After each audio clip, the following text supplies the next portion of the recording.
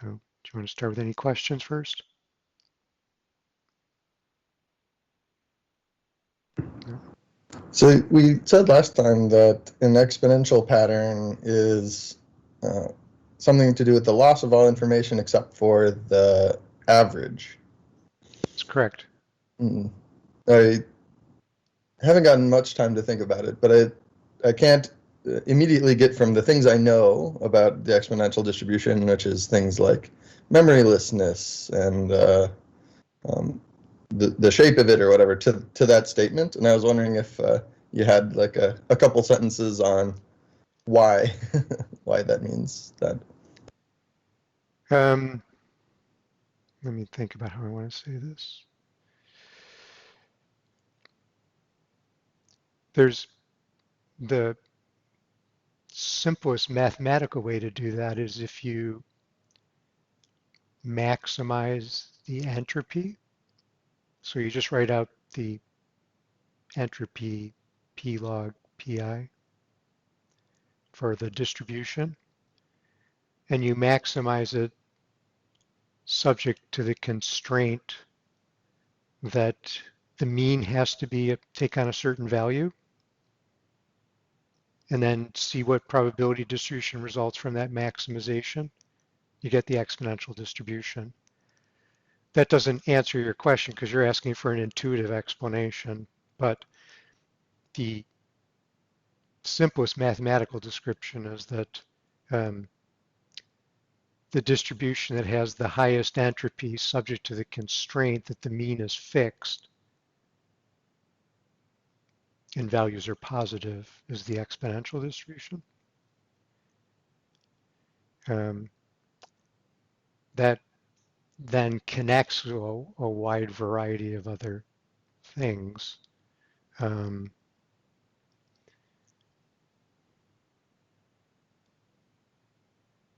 The difficulty with this subject is it's not that hard to derive things mathematically. It's trying to translate them into explanations is challenging. The entropy explanation is intuitively not so bad. If you actually write things out and start to do it, you'll see that the notion of, if you've taken statistics, you might have the notion of a sufficient statistic. Okay, well, that's a classic principle in statistics. Not off the top of my head. But anyway, but the deeper understanding which ties things together, so the information approach is kind of not bad intuitively. It sort of gives you a sense of the idea that the world is maximally random subject to whatever you know, right? So you say, whatever I know is true, and I just assume everything else is as random as it could possibly be. So if you don't know anything, things are uniform. If you know the mean, they're exponential. If you know the variance, they're normal.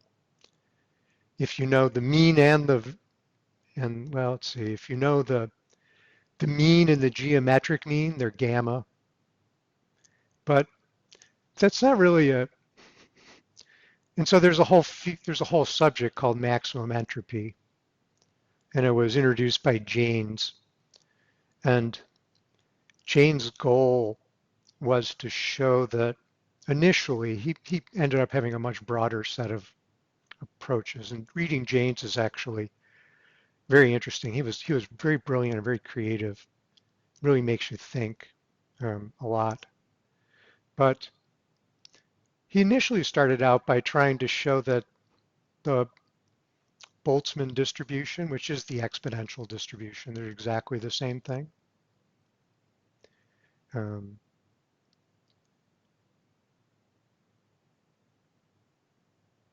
They just have different names for different histories. The Boltzmann distribution, which comes classically from physics, from the idea that you just have a whole bunch of particles that are all equivalent and they're all very low level, but you don't observe the particles, you only observe their average fluctuation, which is their temperature. So temperature is average fluctuation. So if the only thing you know is, so physicists like to say, um, you tell me the temperature and I'll tell you you know, the Boltzmann distribution shape.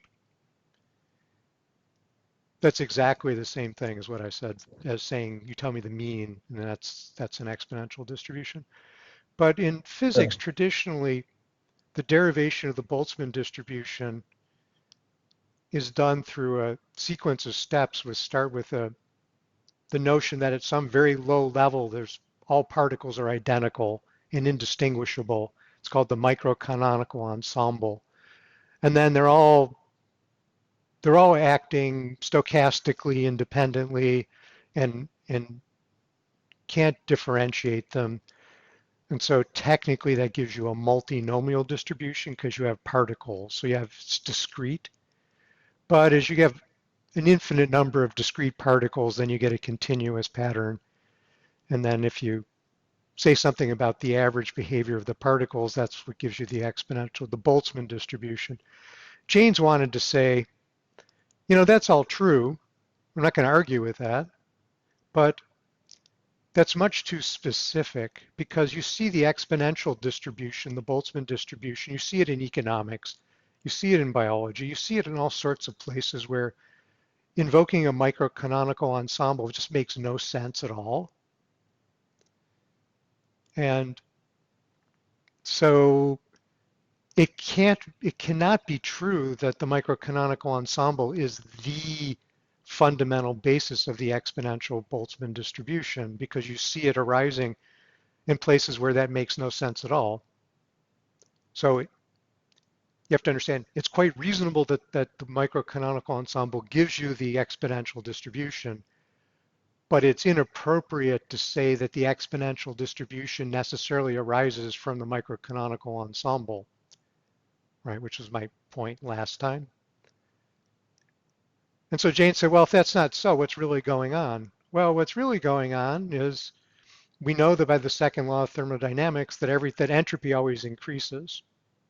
So all systems, it's perhaps the only principle which is just universally true as far as we know, at least in the classical realm. I'm not really that well versed in the quantum domain, but pretty much the second law of thermodynamics works, and nothing happens in the universe unless entropy is increasing. And you can look at biochemistry that way, and you can look at everything that way. So free energy in chemistry is just a tricky way of saying that entropy increases. If you actually do the proper analysis in chemistry, free energy is just a shorthand for entropy and a bunch of other specific assumptions, which I'm going to say are true because it makes my life easier. But it's just about entropy. So all chemical reactions are only moving in the direction of increasing entropy, um, you know, subject to the usual notions that are applied. And so Jane said this is a much more general principle, and entropy and Shannon information are mathematically the same. And so we can think of since the world's always increasing in entropy, it's always decreasing in information.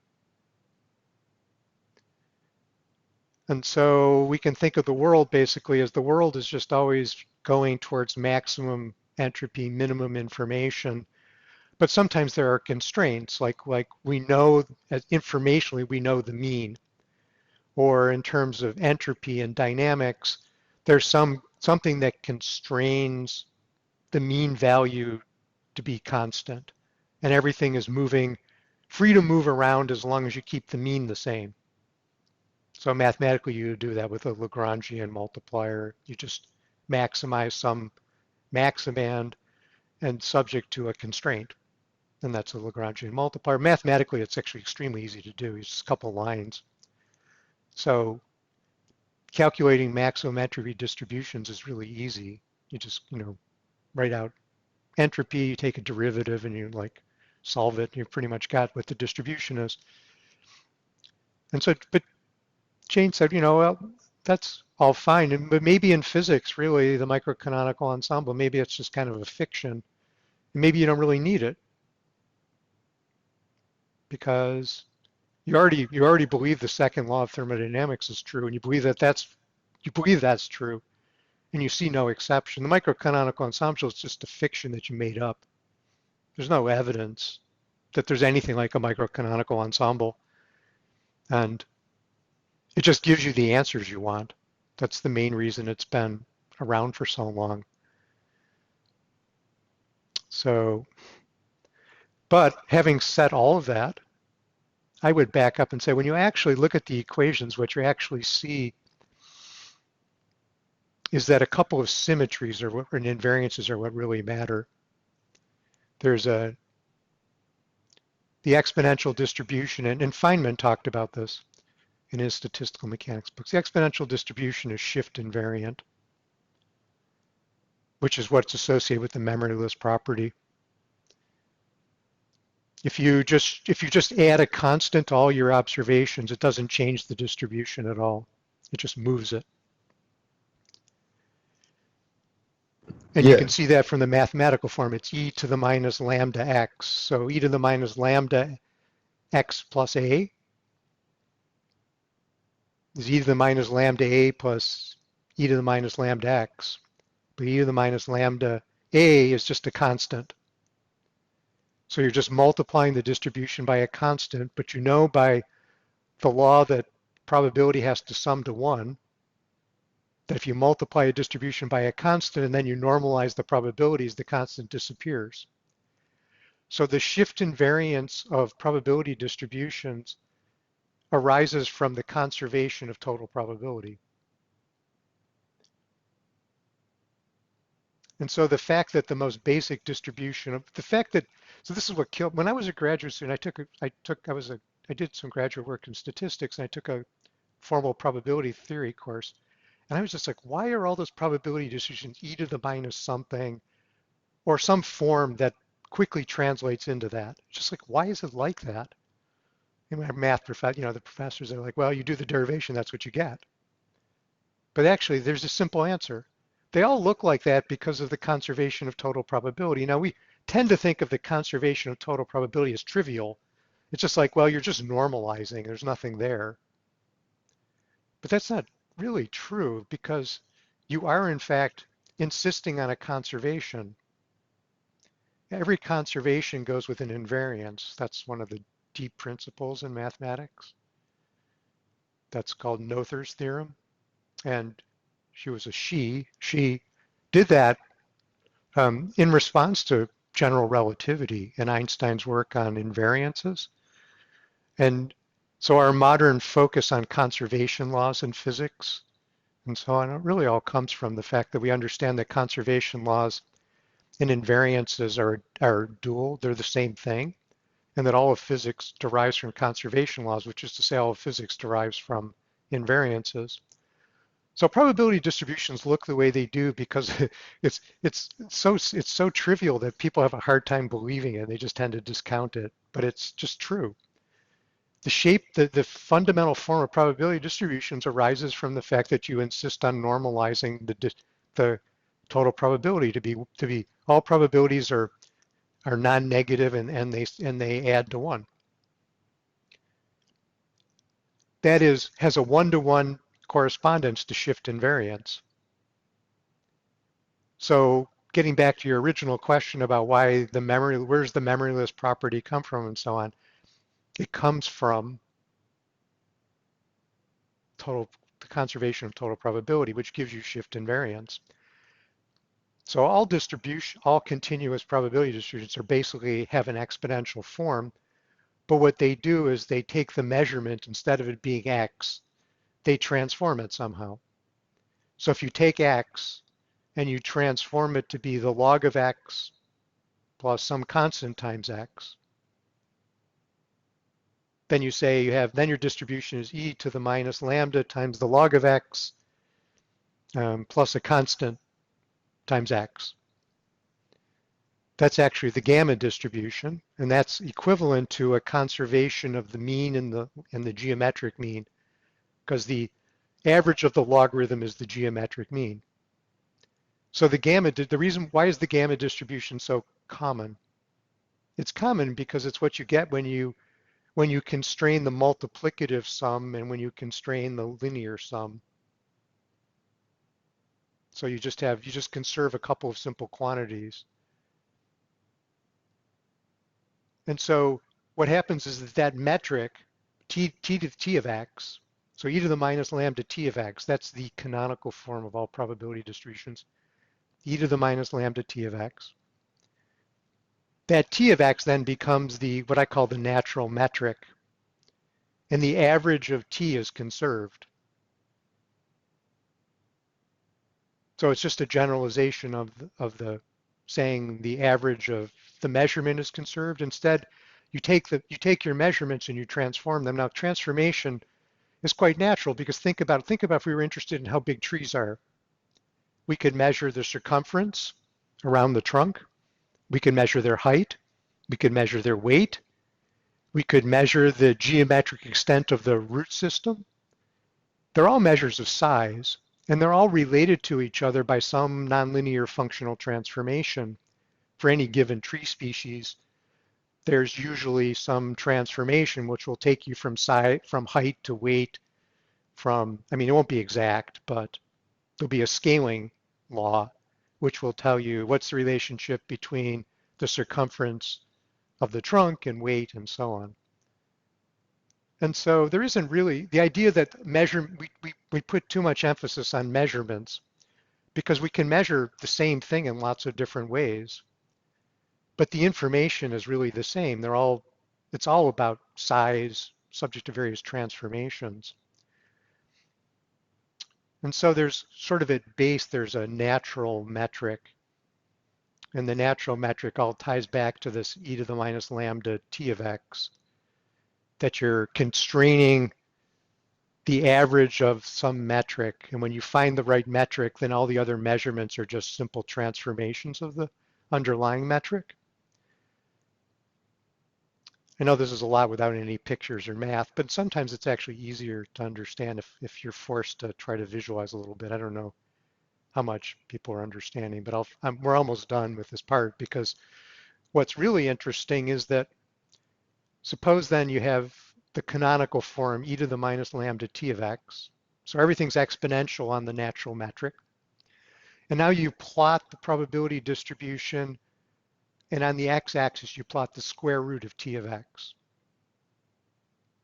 So now basically you have on the x-axis the square root of some number, and in the exponent you have that square root squared. So basically that's like e to the minus lambda x squared plotted on the scale of x. And if x is the deviation from the mean, that's a normal distribution. So if you take any probability distribution in its canonical form, e to the minus lambda t of x, and you plot it plus or minus the square root of t of x on the x-axis, you get a normal distribution. So if you're working with the natural metric t of x, you're working with a normal distribution with regard to the average deviations. And therefore, the central limit theorem applies. And so then you say ask the question, why? I mean, this is what really I was a grad student in statistics a really long time ago. It was almost just 40 years ago. Okay, and I was taking those classes. And I was just like, why is this? Just like, you know, you go out in nature and you measure things, and you get done, and you come back into your room, and 9 times out of 10, it's like one of a handful of distributions. It's gamma, it's normal, it's exponential, it's log normal, which is just a normal distribution with a simple transformation. Everybody knows that. And like 2 or 3 other things. And it's just like they always look like that. Why? I mean, like nature's, the one thing we know about nature is it's so heterogeneous and complicated, and you get all done, you collect your data and you plot it, and it's all so simple. And then all the mathematical forms all look like they're just all variants of like one form. There's a couple, and then where does that pi come from in the normal distribution? The normalization has a pi in it. Why is that pi there? Pi has to do with circles. It's like, oh no, it's all. But actually, everything I've said today is sufficient to explain all of those things. Because when you're talking about a square root relative to the squared value, you're really talking about the area of a circle relative to its radius or something like that. Because if you're keeping the distance, the average distance constant, no matter how you rearrange things, that's rotational invariance. If you think about the rearrangements as moving as an angle. So if you transform data vectors into geometric views and you look at the data vectors, as you randomly shuffle the order of the observations, you're just moving the data vector, you're rotating the data vector.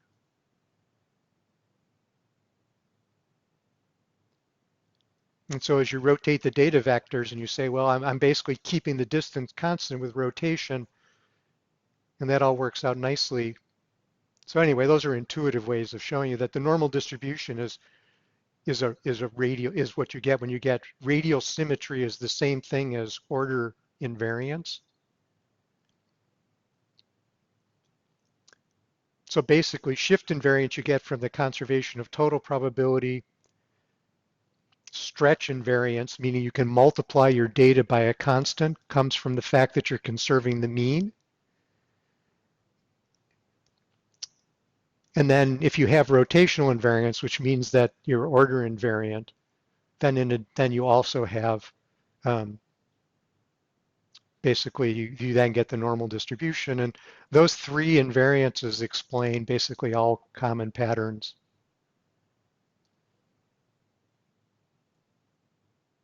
In probability, but it's almost a mistake to think of it as probability as being distinct because really it's all about scaling relations. It's about that T transformation function. It isn't really anything about stochasticity. It's about the invariance of the metric on which you're scaling things. And so all of that actually, so if you think about Shannon's information and entropy, there's actually a whole mathematical area subject which shows that information theory follows from a few simple invariance principles. Basically also, I mean, if you just take probabilities and you assume the information is a shift invariant and so on, then you get information theory. So actually information theory is just a consequence of the conservation of total probability and shift invariance and stretch invariance. And so thinking about it in terms of entropy and information is actually a bit misleading. It's a bit like the microcanonical ensemble. It's not the right level at which to understand things because the form of entropy and the form of information is a consequence of the invariances and the scaling relations. And so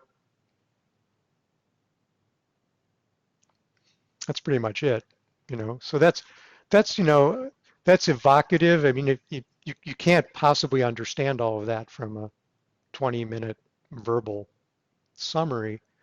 But if you can at least see that something like that could be possible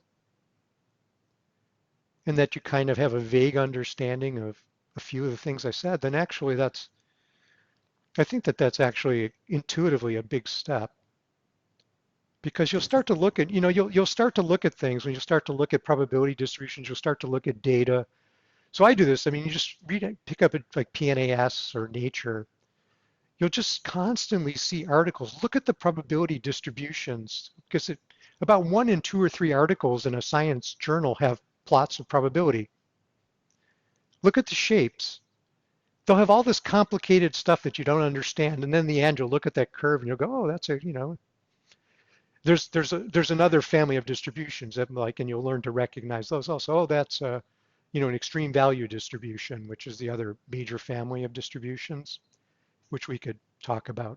There's reasons why that's consistent with everything I just said. Basically, if you do everything I just said, but you work with cumulative probabilities, then you get the extreme values as opposed to working with direct probability densities. And extreme value distributions are what you get for failures. So if you look at mortality, longevity, cancer incidence, they all, how long does an airplane jet last before it breaks down? What's the size distribution of earthquakes? They tend to follow extreme value properties. That's because you're looking at areas in tails. You're saying basically um, anybody above this point dies. Anybody who lands a value above this point dies, so it's a tail probability. So basically you're working with tail probabilities. When you're working with tail probabilities instead of probabilities, then that transforms the structure of the problem mathematically by just a little bit, and then you get the extreme value distributions. But if you look mathematically at the theory of probability, there's two families of probability distributions which sort of form the what are called asymptotically invariant families. And that's the generalization of the normal distribution, which is the Levy family of distributions, of which the normal is a special case. And the other is the extreme value distributions, which are often called the Fisher-Trippett distributions or things like that. Have a lot of different names, Gumbel, Frechet, Weibull. But if you look at engineering, you see it's all about engineering literature is full of the extreme values because if you make something, you want to know how long it's going to last. And demography is full of these as well. If you look in demography and lifespan, you'll see um, it's Gumbel, Frechet. There's another one that's really critical. What's the Gompertz distributions? But they're all, if you look at so it's interesting because the extreme value distributions are e to the minus x. That's the form of the extreme value distributions. And that's what you get. And that actually has really interesting consequences because if you look at the generic form of the invariances of the metric t, and you do a little bit of math on that, it turns out to have the form e to the minus, basically e to the beta something. And so you, all these things fit together, but they're just all repetitions of just looking at the structure of invariances in relation to form. And if you just stick to that, then there's, as far as I can tell, there's nothing about commonly observed pattern and scaling that doesn't fit into that framework. And it's, for me, it was totally transformative. I mean, I can hardly talk to somebody about data anymore without, because what they say and the way what I see are so distinct. And I have to give you the caveat that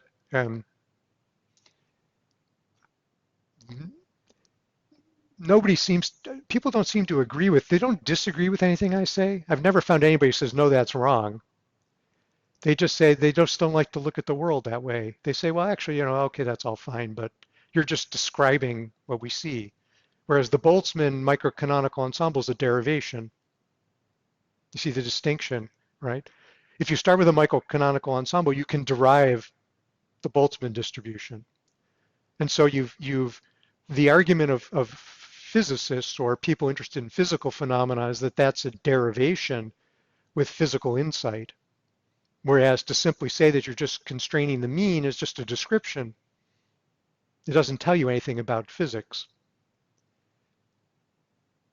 So there's two worldviews that clash. And what's interesting, and I've repeated this many times, the history of 20th century physics is all about recognizing that physics is just an expression of invariances. And everybody who gets trained in physics gets trained that way. But nonetheless, in their heart, they still believe that the Boltzmann distribution derived from the microcanonical ensemble is the right way to get the Boltzmann distribution, and that deriving the Boltzmann distribution as a consequence of the conservation of total probability is just a triviality. Yeah, it's true, but lots of things are true mathematically because mathematics is tautological. You can start with the end result and then describe it, which is what they say I'm doing. But And so this is really, our philosophers aren't here today, but that's really the deep philosophical question is all of the statements are true, but which one is the one that gives us the best understanding of the natural world? And well, I'm an extremist. I believe that we mostly rationalize the patterns we see. The patterns we see mostly arise from simple invariances. And I have my presentation for today, but what I'm going to do is skip right to the end where I have some quotes because these quotes are really powerful to me. So I have to, let's see, first I have to present. I'll just show you some quotes and I'll come back and we'll discuss this. But I love these quotes. So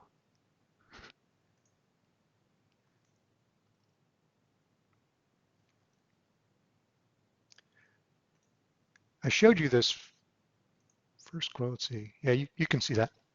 If you have a question, speak up. Yep. So See this it. is a quote I already gave you, and this was very much in relation to where we started the discussion today with the Jane's maximum entropy notion. And so Kolmogorov, I think anybody who has any background in mathematics recognizes that Kolmogorov is one of the great mathematicians of the 20th century who did many different things, but he's talking here about probability theory, and he says, in fact, all epistemological value of the theory of probability is based on this, that large-scale random phenomena and their collective action create strict non-random regularity. Now, I showed you many examples of I'm going to flip over here and so I can see you in case you want to wave your hand at me. Um, so that's the idea that in the aggregate, when you add up a bunch of crazy things, what you end up with is just incredible regularity.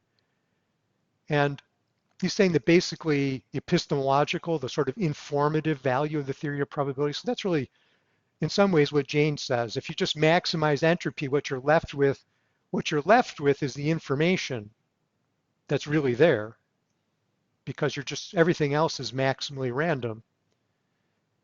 And so one of the amazing things about maximizing randomness and entropy is that you end up with great regularity.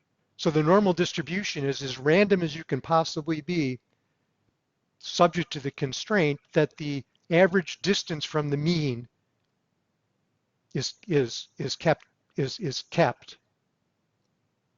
So in your collection, everything is free to move as randomly as possible as long as the average distance from the mean doesn't change.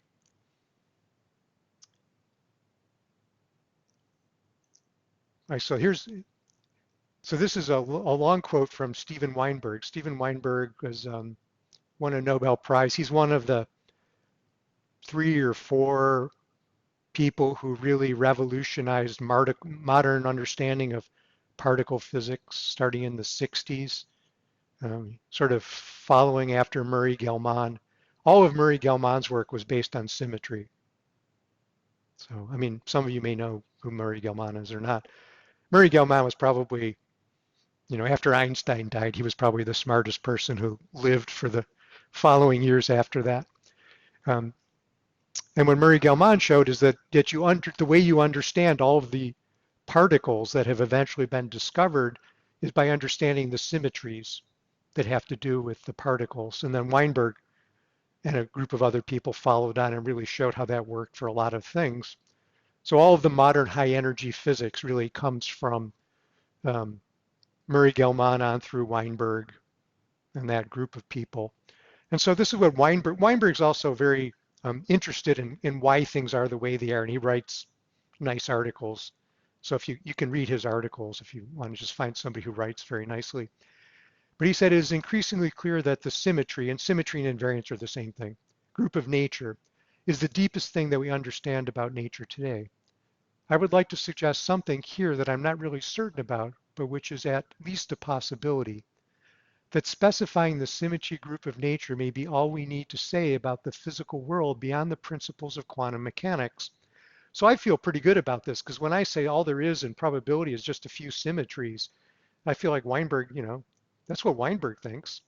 He didn't say it about probability. He said it about everything, except for quantum mechanics. We're going to skip quantum mechanics, but um, so he said the paradigm for symmetries of nature is, of course, the group symmetries of space and time. This is what Einstein did.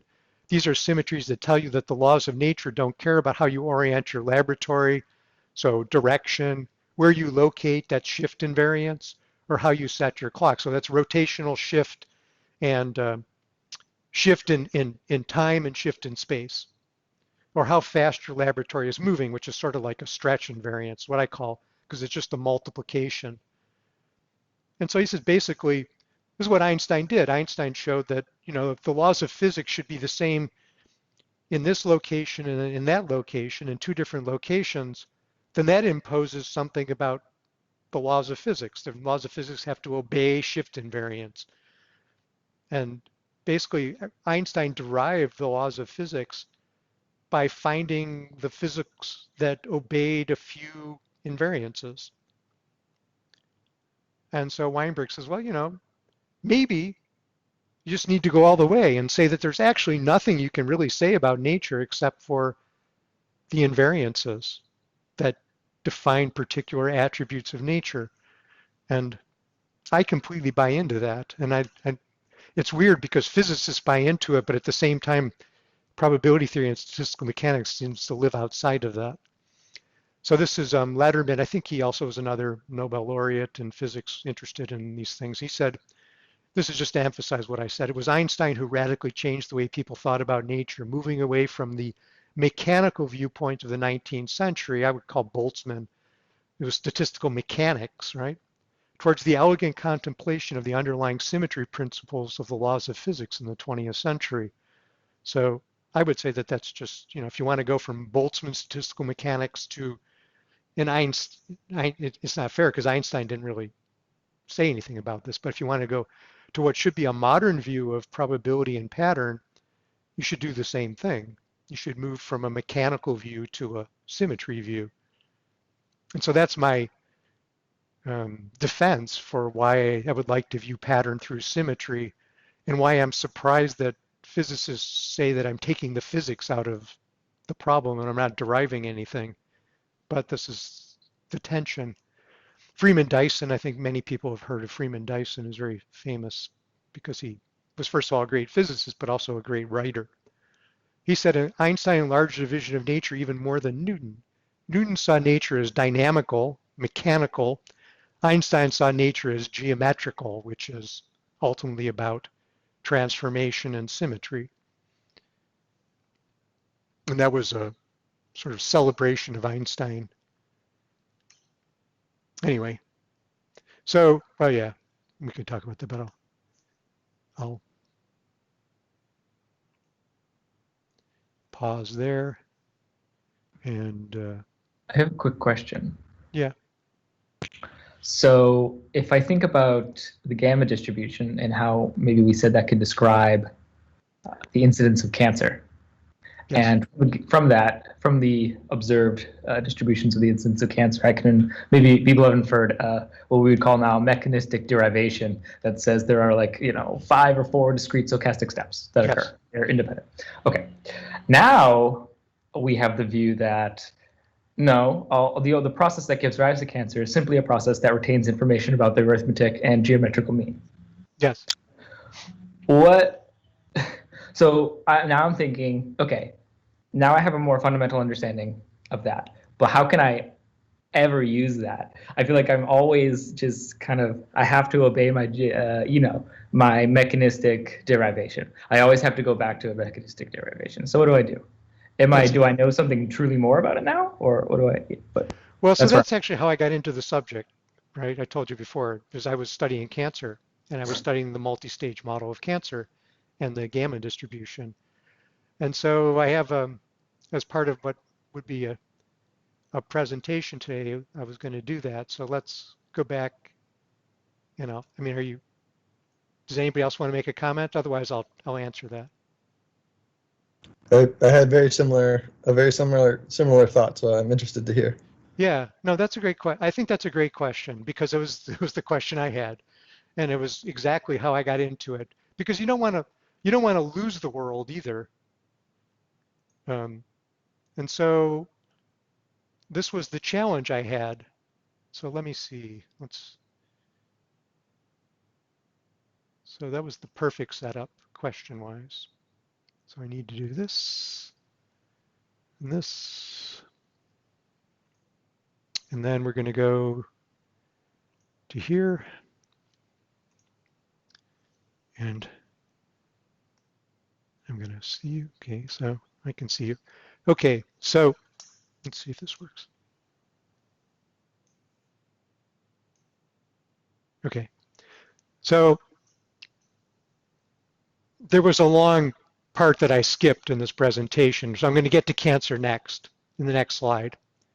But what I did in this previous part, which I haven't shown you, we can go back and we can talk about this, is I showed how various natural phenomena have these different scaling relations with the idea that the probability distribution is e to the minus lambda times t, and t takes these forms for different natural phenomena.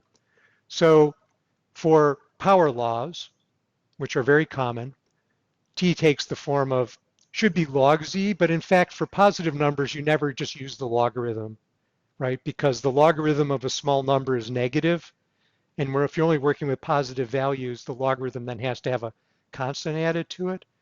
So actually most things in nature that are logarithmic are actually a constant plus the variable and the log of that. And so this is linear log. And trees, I talked about tree sizes, and tree sizes tend to be this thing plus another term. We can talk about that. The Hill equation I rewrote this way because the Hill equation is just a log linear log scaling. But cancer has this generic scaling. And so here are some data for cancer. So now we're just talking about, this is what you see. This is colon cancer incidence in the United States. This is age on a log scale, and this is incidence on a log scale, where incidence is the number of cases per year per 100,000 individuals. So 1,000 means 1,000 people get cancer for every 100,000 people. That's 1%. Okay, so this is a log scale.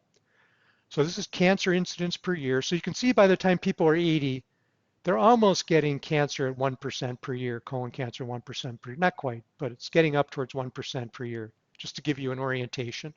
And these are data from, there's a lot of great cancer data from the United States has a national registry for cancer. It's called the SEER database. And you can get tremendous amounts of data for cancer incidence. That's really, it's phenomenal resource. So this is for males is the solid line and females is the dashed line. You do a log-log plot and the slope of this is about 5. And this is what Micah was talking about, I think, right? You see this, you get a slope of 5, and you make a nice model, the multi-stage model, which is the classic model of cancer progression. And the idea with the multi-stage model, and some of you will know this and some of you won't, so I'll just repeat it, is that your body has many protections that protect you against cancer. And we know what some of these are mechanistically. We can talk about that. But you know, if you have some breakdown in the control of your cells, something else will protect you and you won't just get cancer. And so what you imagine is that you're born in stage 0 with nothing broken down, and you have all of these different protections. Your cells will die if they're not behaving appropriately. Apoptosis is programmed in. The tissues will prevent cells from dividing under a variety of circumstances. All these things have to break down. But you only get cancer when all of the steps have broken down and you get into this last stage. And so you have a multi-stage progression with waiting times. And we know that the waiting time distribution, if you're waiting for, let's say you stand on a street corner and you wait for a taxi to go by, and you're waiting for the 6th taxi to go by, and you plot how long it takes for the 6th taxi to go by, assuming that it's random, then you're going to get a gamma distribution, and you'll get a log-log plot with a slope of about 5. So the idea is that each of these steps has a waiting time which is roughly exponential, and if you wait for 6 exponential things to happen, then you get a gamma distribution with 5. And so that leads to this matches pretty well the data. And this works quite well. Now, from the non-mechanistic generic point of view, you're just talking about waiting times. You're talking about the waiting time for something, and you know that multiple things have to happen for cancer. So it's the waiting time for several things to happen tends to have this log-log plot. Now, why is that gamma, and why is that log linear? It's because I'm going to claim that a gamma is a log linear plot. Let me think. Roughly speaking, if we were to take the alpha out, then we would have log plus linear. And that's what a gamma distribution is. It's e to the minus t, where t is the log of z plus some constant times z. That's a gamma distribution. So log linear basically means that when the magnitude is small, we're on a log scale. And a log scale means multiplicative, right?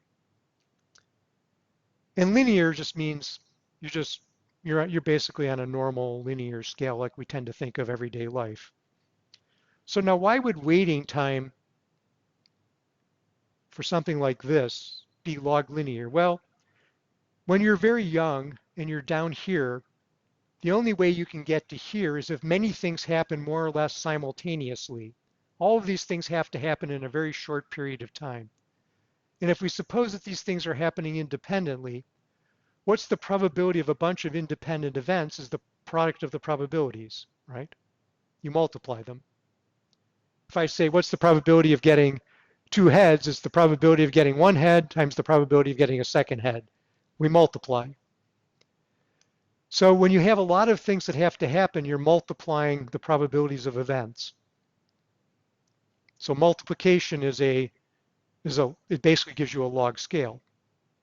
If you imagine that the probability of each thing happening is p, and you've got to get 6 things happening, then you've got p raised to the 6th power, right?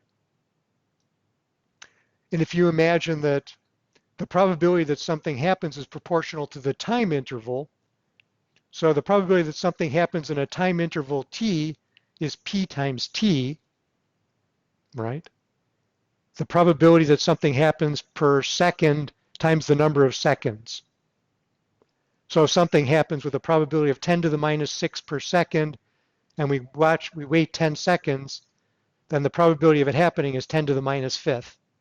10 to the minus 6 per second times 10 seconds, right? So the actual probability for a process includes a time component. So if we're going to multiply 6 time steps, we're going to get p to the t raised to the 6th power, which includes t to the 6th power. So when we do a log-log plot of time, right, then the slope is basically that exponent. So basically when we're going to wait for 6 things to happen, it turns out that that's t to the number of steps minus 1 is actually what it is. Because we're just waiting for all those things to happen simultaneously. So that's why you get a log-log plot with a slope, and the slope depends on the number of steps. That's why for different cancers have different slopes, and you assume that the slope has something to do with the number of things that have to happen. So that's where multi-stage progression comes from. But now, as you get older, you either have cancer and you've died, or you're near the terminal stage because you've gone through all these earlier steps. Once you're in this stage, there's only one step remaining, and there's no multiplication left, and so you're basically down to the linear form. And so the reason why the gamma distribution is multiplicative, that is to say logarithmic, but then there's a linear term at larger magnitudes, is if you imagine that z is time, when time is small, things are scaling logarithmically because they're multiplicative. You have to have lots of things happening simultaneously. But when you get to a long time and you're still waiting for things to happen, you're waiting for the 6th taxi to go by, well, by this point, the fifth taxi has already gone by and you're just waiting for the sixth one. There's no multiplication left. It's just the waiting time for the last taxi. It's the waiting time for the last event. And so gamma is log linear, and that ties to the notion of waiting for multiple events over a period of time. When you start, you have multiplication because you have a lot of events have to happen. But when you're near the end, you're just waiting for the last thing, and it's linear. That's why gamma is a waiting time that associates with the notion of multiple things happening. But one could say, from my previous discussion, but what you're really saying is it's just log linear and it has nothing to do with these steps. It's just a scaling relation, and this is just expressing some sort of invariant property of the measurements. And so how do we connect that with cancer and these steps? Because these steps are sort of like the microcanonical ensemble. It's kind of a crutch we use to to get the gamma distribution. But the gamma distribution is much more general because you don't need a multi-stage process to get a gamma distribution. You can get a gamma distribution by anything that scales log linear, anything that's multiplicative, and then eventually turns into linear. And so is there any physical, biological basis to the multi-stage progression notion?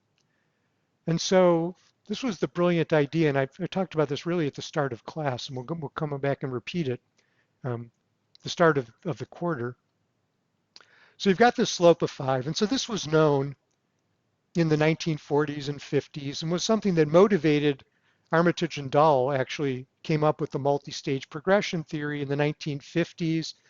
And so this was known for a long time, but people didn't really pay that much attention to it because it fit the data, and they knew that. They knew the epidemiology, and they knew the multi-stage theory, but they didn't really know what these stages were and was this really true biologically. And so it just kind of sat there, neither accepted nor rejected. And then how do you figure it out? And I think the key is you need a comparison. And I've emphasized that many times in the course. And this was the study done by a guy named Ashley. And he said in 1969, he said, well, if cancer is normally like this, what if we find individuals who are born with a mutation and they're born one step advanced?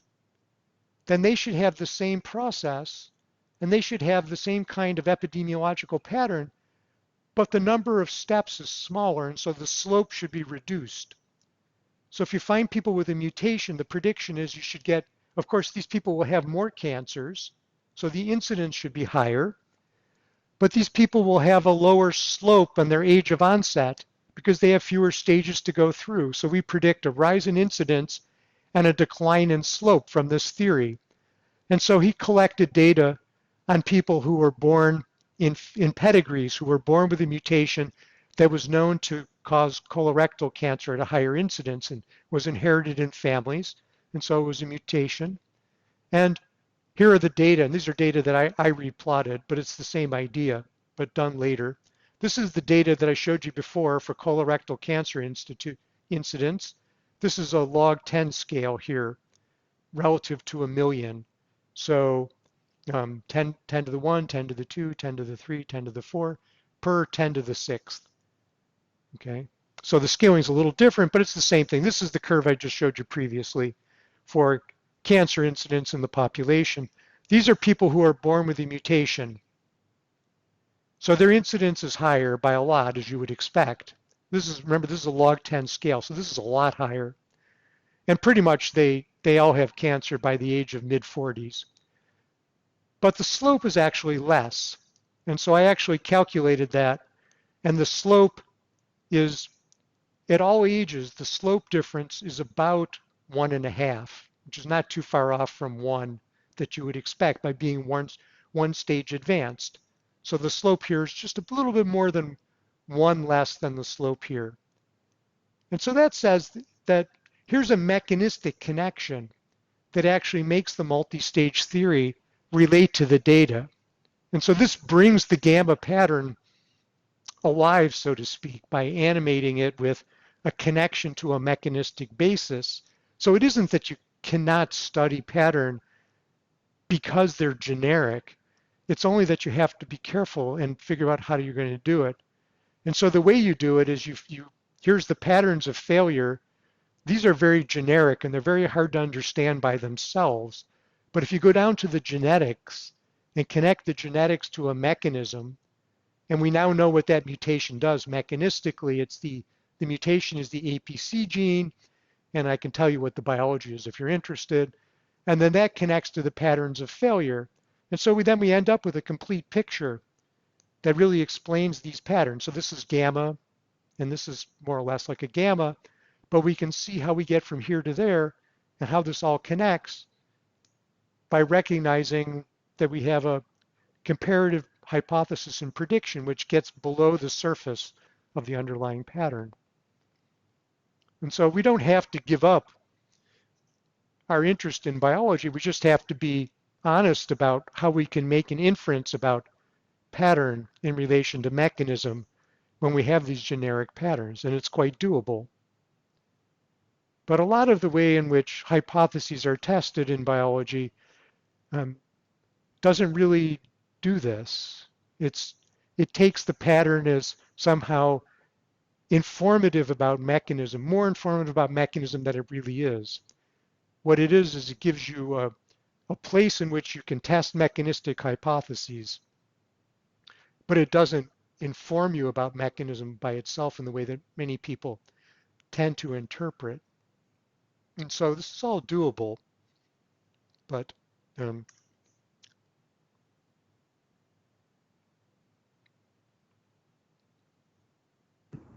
And to put a point on that, so the comparative hypothesis is generated by, say it is this mechanism that leads to the pattern we see. Here's what we predict in another situation from this mechanism. yeah, that's right. And the more predictions you can make about change. Remember, causality to me, my simple-minded view of causality is I change X and I predict how Y changes. The more I can predict the relationship between something I think is a causal process and the observation that I believe is influenced by that cause, if I can consistently predict the direction of change or how things change, then that's as good as you ever get in terms of understanding causality. So we're perfectly able to do complete causal analysis, even if our patterns are in the first instance very generic and not very informative. We just have to ask a question about what are the family of things that are consistent with this generic pattern, and from that family, what are the particular hypotheses that we want to test, and then look at it. But if we just go from the pattern back to an inference, then you're really going to have a problem, because common patterns are consistent with a huge number of underlying alternative potential explanations. That's why they're common. That's actually the lesson of the microcanonical ensemble. The Boltzmann distribution is the most likely, consistent with the most likely configuration of molecules. And so the patterns we see are the most likely patterns, which means that they're consistent with the most number of things. And so you have to be careful, but it doesn't mean you can't, it's not a negative view of the world in the sense that you can't understand things. To me, it's a very positive view, which says you have a very clear way in which you go about doing things, given the constraints of information, the constraints that operate on the way information flows through systems. If you ignore that, you really have no chance of winning. And if you follow it, then you actually get pretty strong guidelines for how to understand things and where other people tend to go wrong. Again, I have to emphasize that I don't see other people saying this, but I can't see why they wouldn't. Yeah. Except that it's inconvenient in some ways, or that it rubs up against people's intuitions in some strange way. I can see another possible bit of a conflict would be that, So going and detailing some hypothesis for a mechanism that you think in a paper can be like a lot of work, right? It can be a ton of stuff, years of people's lives. Yes, So but still, I mean, what do you gain by not being honest about the information gained? So what what happens then is it's a lot of work. Here's a mechanism which is consistent with the outcome, and it's plausible, and it has every right to stand as the best mechanism as we currently understand it. But what do you lose by saying, but nonetheless, the likelihood of this hypothesis is still quite low because we're working in a realm where we know that because the pattern is common, we know that there must be, even if we don't know what they are, there must be a lot of other consistent mechanisms. So here's the next step, and that's where we are. Instead of saying, and this is the way the literature is, instead of saying, well, this is a really good fit, and there's a lot of reasons intuitively to think this is right. And this is where the literature tends to be. And then people, if you say, well, there's alternatives, people say, well, of course I know that, and I mentioned that.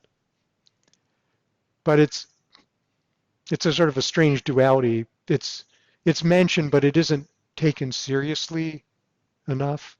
So the question really becomes, when you get data, the data constrain the range of possible explanations. What actually has been constrained?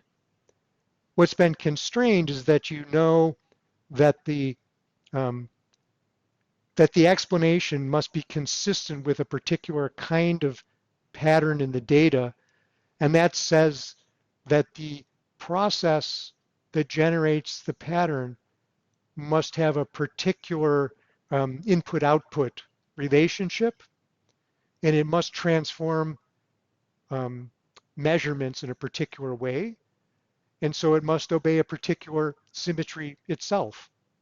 Whatever the generative process is that created this pattern, the physical mechanism, the biological mechanism, must obey certain symmetries.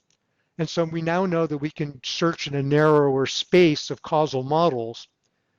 And so the real thing that you need to understand, and there's really no literature on this, and really nobody's that really studies it from this point of view. What you really need to do is say, what the data do is tell us that the family of generative mechanistic processes which are consistent with the data must obey certain symmetries. And that's what we learned from this study.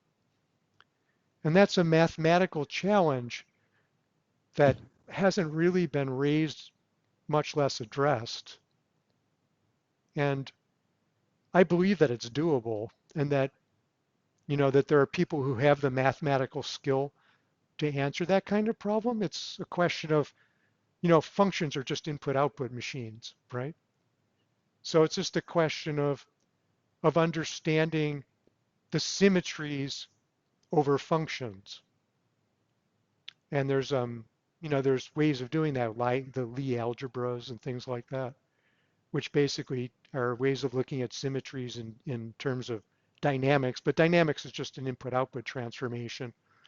And so there are ways of looking at, so the question, so to me, the real goal, and this will happen someday, but it'll probably be 100 years, who knows? I mean, I won't live long enough, but someday what people are going to do is say the data constrain the family of mechanisms to have the following symmetry properties. Whatever the answer is, in terms of mechanistic explanation, that mechanism has these symmetry properties. And any function, using the word generically function for an input-output transformation, all mechanisms are functions. Any function that falls into the category has this symmetry property, and these functions have very clear properties. So the data have actually taught us a lot. So what we need to do is in our next experiment to figure out how we can further constrain the properties of the mechanisms that can obey things. So the way I look at it is you start with a very wide basin of attraction. Think about the central limit theorem. Almost anything you add up gives you the normal distribution. But now you collect some data and the data tell you, well, there's some other properties besides normality, and that constrains the basin of attraction. So now the basin of attraction is narrower. We know that anything outside of this basin of attraction will be a normal distribution, but it's not consistent with the other things we learned because we have other constraints going on now. So we've reduced the basin of attraction to a subset of functions. And these functions have certain symmetry properties. So we're going to define that basin of attraction as having these symmetry properties, and the things that don't attract, that is, don't explain, don't have those symmetry properties. And every round of data is going to bring us to a narrower basin of attraction for mechanisms which attract to the outcome. And if you think about it, it's hard to imagine that it could possibly be any other way to do it, to think about the relation between data and process and mechanism, that it must have that structure. And so those must be the challenges that we have to face. But I can tell you from experience that scientists don't like this way of saying things. They have a variety of ways they respond to it, like, oh, well, you're just describing things, you're not deriving. The invariances and the symmetries are just descriptions of the data, but they're not really doing anything. And when you describe mechanisms by their symmetries, you're taking away the biology and just describing them as functions. But what we're really interested in is the biological side of it, which you're trying to take away. And so all of those things are the things that people tend to say.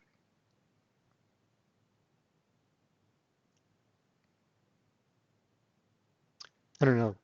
So did that cancer explanation kind of give you a sense, Micah, of the? No, that was really great. That was a good yeah.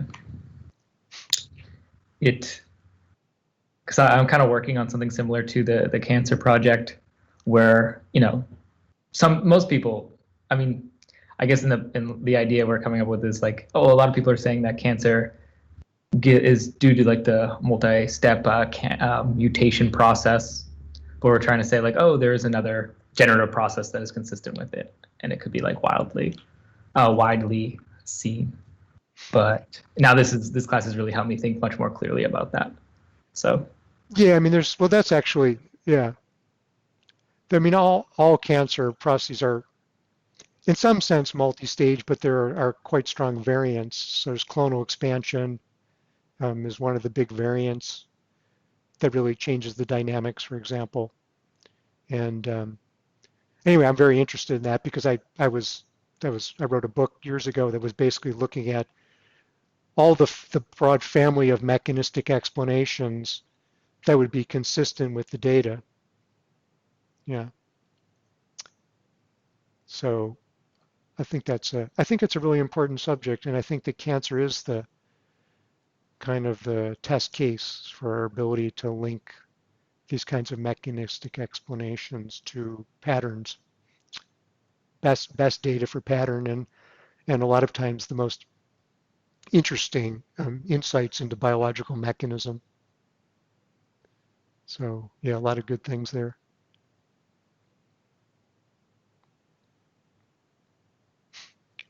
So if the system for science going from a pattern to a mechanism, like a very detailed understanding of a mechanism, goes through a process where we observe a pattern and then we detail many mechanisms that could all give that pattern. It seems like what people often do is sort of short circuit this middle step that you're proposing by like, assume it's this one. How could we fix cancer in people if it was? Yeah, I think that's right. I mean, I think that my argument for the comparison study was what you were calling a short circuit. Let's just start with this multi-stage model and then ask what a consequence of that model would be if we perturb it. And if we can consistently perturb that model and get changes in outcome that are consistent with what we think, then we don't have to go through this complicated abstract notion of basins of attraction and so on. And we can just go right for it. And I think that that's right. And that's what I emphasize today. When I was going on about the structure of the problem, I was just emphasizing that I think there's a lot of value in having some intuitive understanding of what it means to study the relation between pattern and process, and why what a lot of people do is not as informative as they think it is. In particular, I don't have any problem with the manipulative testing of hypotheses. That's what I think you should do.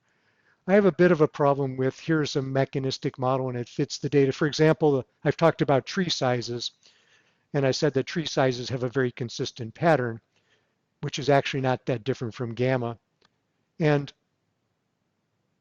But the explanation that was given in this big science article that was published a few years ago was that tree sizes are the way they are because trees die and that forms gaps. You get gaps in the forest, and then new trees come into and grow in the gaps, the light gaps, and they grow up and they're small when they're in the light gaps, and then they crowd out and shade each other, and they crowd each other out. And so you do all of that. When you get all done with this complicated model, you get something that looks like a gamma distribution, but they don't say that. You get this beautiful pattern that you see across the world, and it's consistent with it. And so our model is very realistic because we know there are light gaps in trees, and we know that forests have that, and so this seems to be a good explanation. Now here I'm suspicious because the data are so generic looking, and if you think about the data are log linear, and if you think about trees, logarithmic is multiplicative and growth is multiplicative. So basically, if trees are influenced by a growth process, a multiplicative process, except that when they get really big, they can't grow to the sky, so that when you get to the taller trees, you start getting a linear process instead of a multiplicative process, because you just can't keep doubling when you get big. So just say that growth is inherently log linear. And then you look at tree sizes, and tree sizes are just log linear. They're like a perfect fit to a log linear. There's no more information in the data than log linear scaling. So for that mechanistic explanation, and so the mechanistic explanation, the reason why I'm really kind of worried about it is that it works for forests all over the world. And we know that the forests are all really different, and yet they all have the same pattern. So this is calling for the structure that's calling for generic explanation, not for a special explanation. Now, light gaps and so on, all that stuff, that's just, that's emphasizing the log linear nature of growth. So by the time you look at their model, what you see is that their model is just doing a bunch of transformations that in the end are just leaving you with log linear transformation, the log linear scale. They're imposing growth and they're imposing limits on growth. And so the reason why that works all over the world is that everything grows and then has limits on growth. And so the family of mechanistic models that are log linear is huge. And the light gap model, it's not necessarily wrong, and maybe you could come up with a hypothesis to test it, but it just can't be right for all forests that model is really. What's more likely? That growth is multiplicative and has limits, or that forests have a very particular light gap dynamic?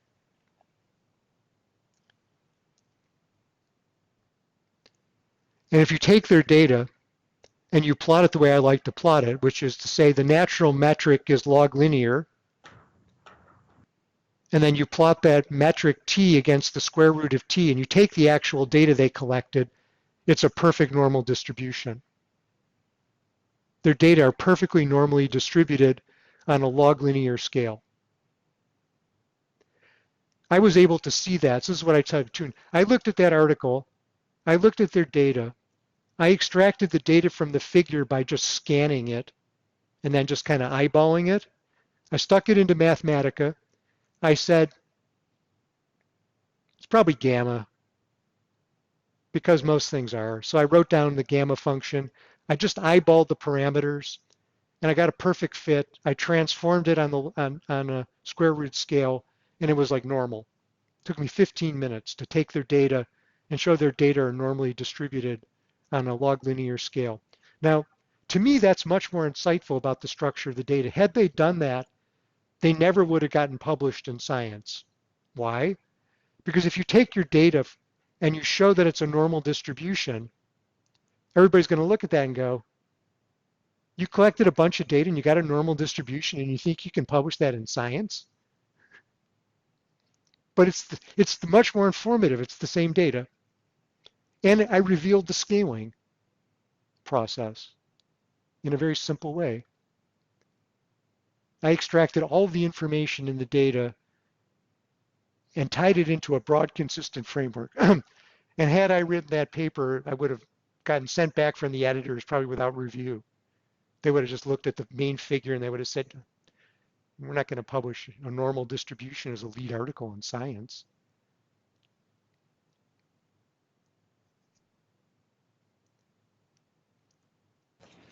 Now we can cheat the system, transform it to a prettier distribution. Yeah. I mean, you know, just to give the other side, you can transform anything into a normal distribution. And so that inherently isn't that informative. But what was so informative was that I did it by using a simple function, which is log linear, which is completely consistent with a growth model. Anything that grows and has limits on growth is most likely to be like that, is most likely to have those characteristics.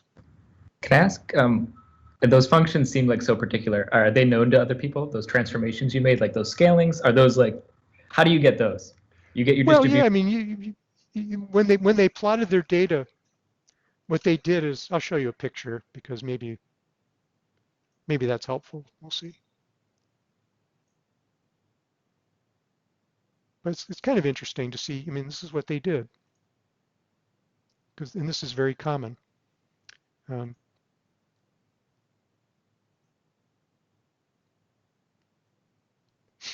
So these are the data, and this is how they showed the data: log tree size, log frequency. So this is just their figure, and they said, look, there's a power law, because a line on a log-log scale is a power law. And then there's this tail up here. And this is a small percentage of the trees because this is log frequency. So you're down here, you're only talking about a couple percent of the trees because on a log scale, it's distorted. So these are huge trees that are rare and they look like this. Most of the trees are along this power law scale. It's a little bit flat up here.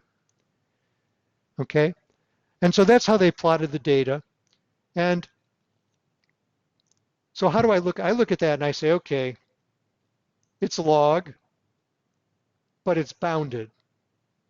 So what's a gamma distribution? A gamma distribution is a power law that's bounded. If you actually look at the equation for a gamma distribution, I don't know if I have it here. It's interesting to look at because you'll learn to read probability distributions like sentences when you do this. Let me see, it's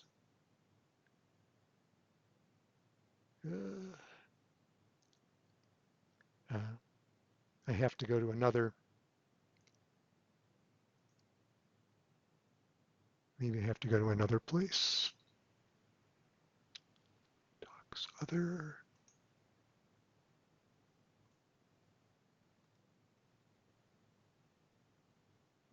Here's a gamma distribution.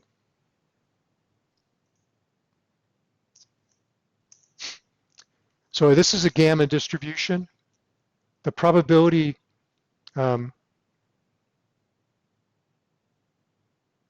yes, this is what a gamma distribution looks like. You have a power law, and then you've got an exponential. It's the product of a power law and an exponential distribution. When z is small, this term dominates. So a gamma distribution is a power law distribution for small observations, And then as the observations get bigger, this term dominates. It's an exponential distribution. So it's the product of two distributions, but actually it differs by magnitude. It's really just the power law with an exponential tail. And so what they found in their data, so this is why I looked at their data. I said, well, look, you've got a power law, and then you've got an exponential tail. So you've got gamma. So how did I look at those data and just know?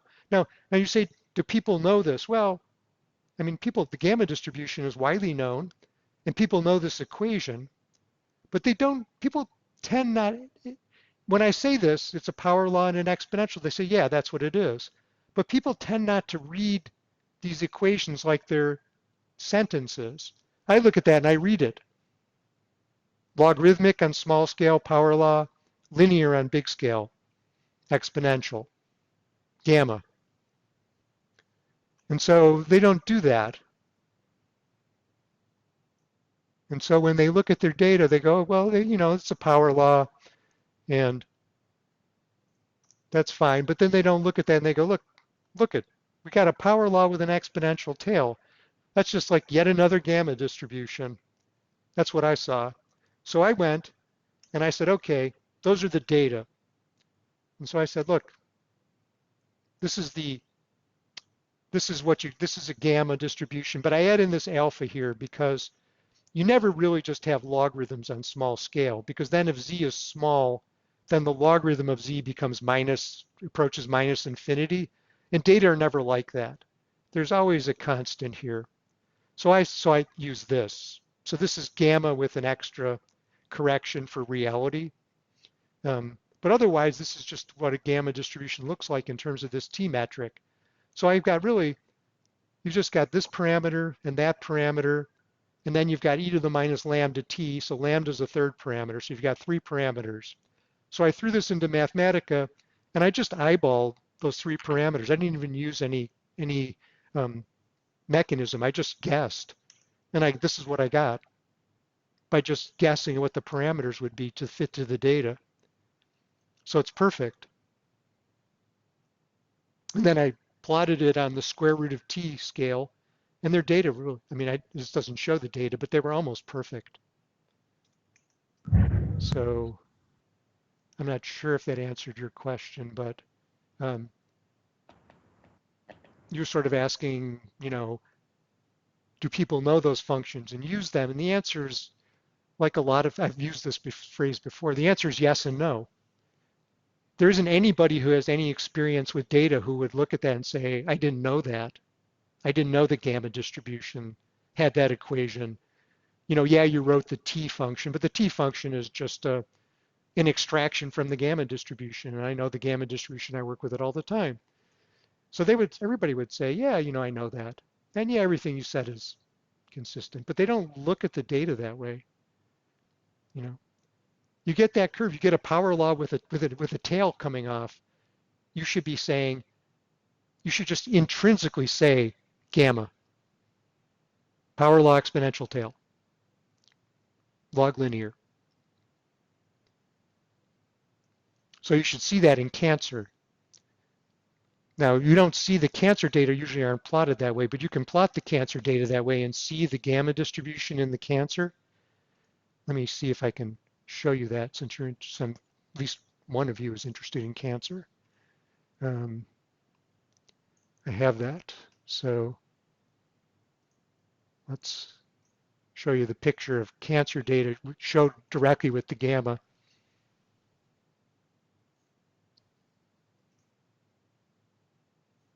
So that's our slope thing. And then here's the colon cancer rate. The data actually look like this, now plotted on a linear scale here. And it's a linear scale for probability. And so this is the probability of getting cancer at various ages. And if we extend life out and imagine what that curve looks like out to age 320, the data look like this. And if we extrapolate it as a gamma, the rest of the data would look like that. Now, we don't have the data up here, but the first part of the data matched this gamma distribution very nicely. And so the colon cancer data look quite gamma-like. Now, it could fit other distributions. It could fit some of the other extreme value distributions. A lot of the extreme value distributions tend to look gamma-like, at least down at this part. And we don't have these data, so we don't really know what that looks like. But I would say, that's just gamma. And a gamma process is inherently the waiting time for these things. And so, that's how I look at those data. Now, again, I think that the more generic equation is a generalization of the gamma that goes into the extreme values, because failure processes and aging processes tend to be a bit more like that. And I wrote a paper on that was called Invariant Death, and the idea was to look at mortality curves in relation to the underlying extreme value patterns from a very mathematical point of view. And that gives you a lot of insight into the scaling relations that are common for the extreme value patterns of which mortality and is generally fits. So actually there's a more generic, slightly more generic mathematical form. The gamma is very close to it. With regard to data, the gamma usually fits. But with regard to the mathematics, it's actually a much deeper to look at it in terms of a slightly different way to look at things. And it's quite useful because it teaches you how to learn to scale time and process in a very deep but way, which is actually, once you get your mind around it, it's not that hard. And it will teach you a huge number of things about pattern. One of the things I haven't talked about, which is very common, is that when you do a Fourier transform of the data, you end up Fourier transforms tend to invert dimensions. So if you have something where you're looking at waiting times, and then you do a Fourier transform, then that flips the dimension from t, time, I'm waiting time is in years for cancer, to 1 over t, which is a rate. And so Fourier transforms flip things from between rates and times, or generally flip dimensions.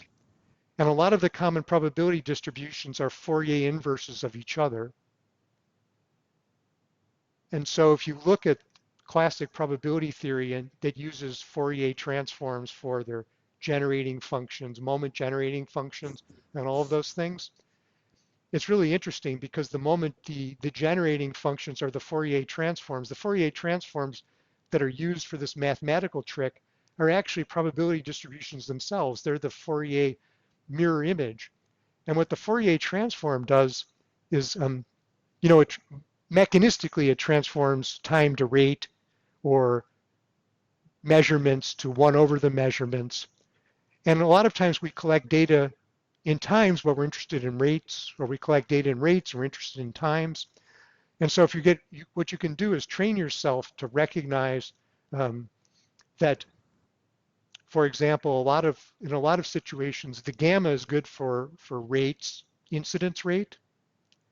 So a lot of things that are rates are gamma distributed, but if you're interested in times, then you do the Fourier inversion, and that gives you what's called a Lomax distribution, which is very common, which is a exponential distribution with a long power law tail. So if you say fat tails, the phrase fat tails are very common. So fat tails are fine, but but they're the Fourier dimensional inversion of a fat tail is a gamma. And so log linear has as a Fourier transform linear log. And so linear log is an exponential with a fat tail, and log linear is a gamma.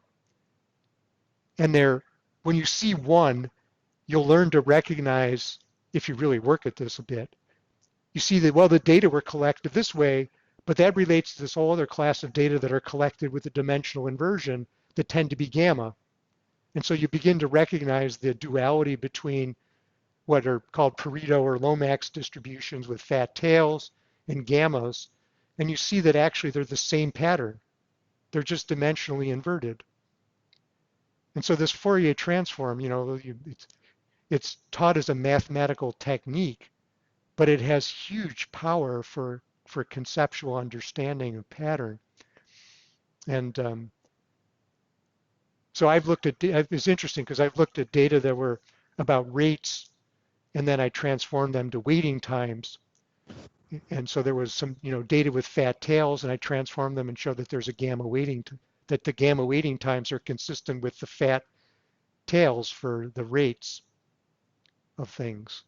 And there was a beautiful paper that was written about enzyme kinetics and how the entropy distribution of the structural biology of enzymes will give you fat tails for enzyme throughput rates.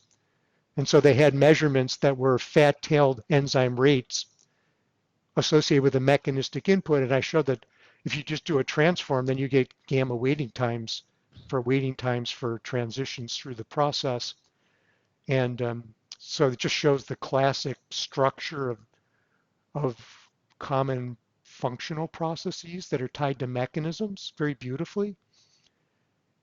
And it's mathematically, it's just very pretty because you see the fat tail, which is the power law, just gets moved into the low numbers.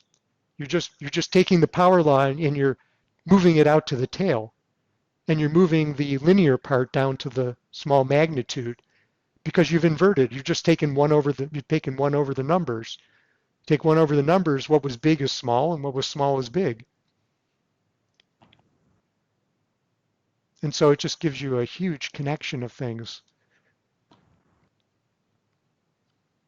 So again, all the common patterns are just these real simple scaling. I mean, maybe all that sounds a little complicated, but really it isn't. It's just, I've really only said a few things. There's a scaling relation, so logarithmic is multiplication, linear is addition, and exponential is exponentiation.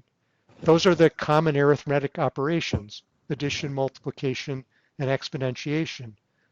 All of the scaling patterns are combinations of logarithm, linear, and exponentials.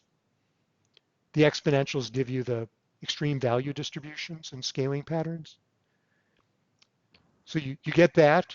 You get your Fourier inversion, so you can understand dimension, and you can start to connect data and mechanism to pattern and scaling.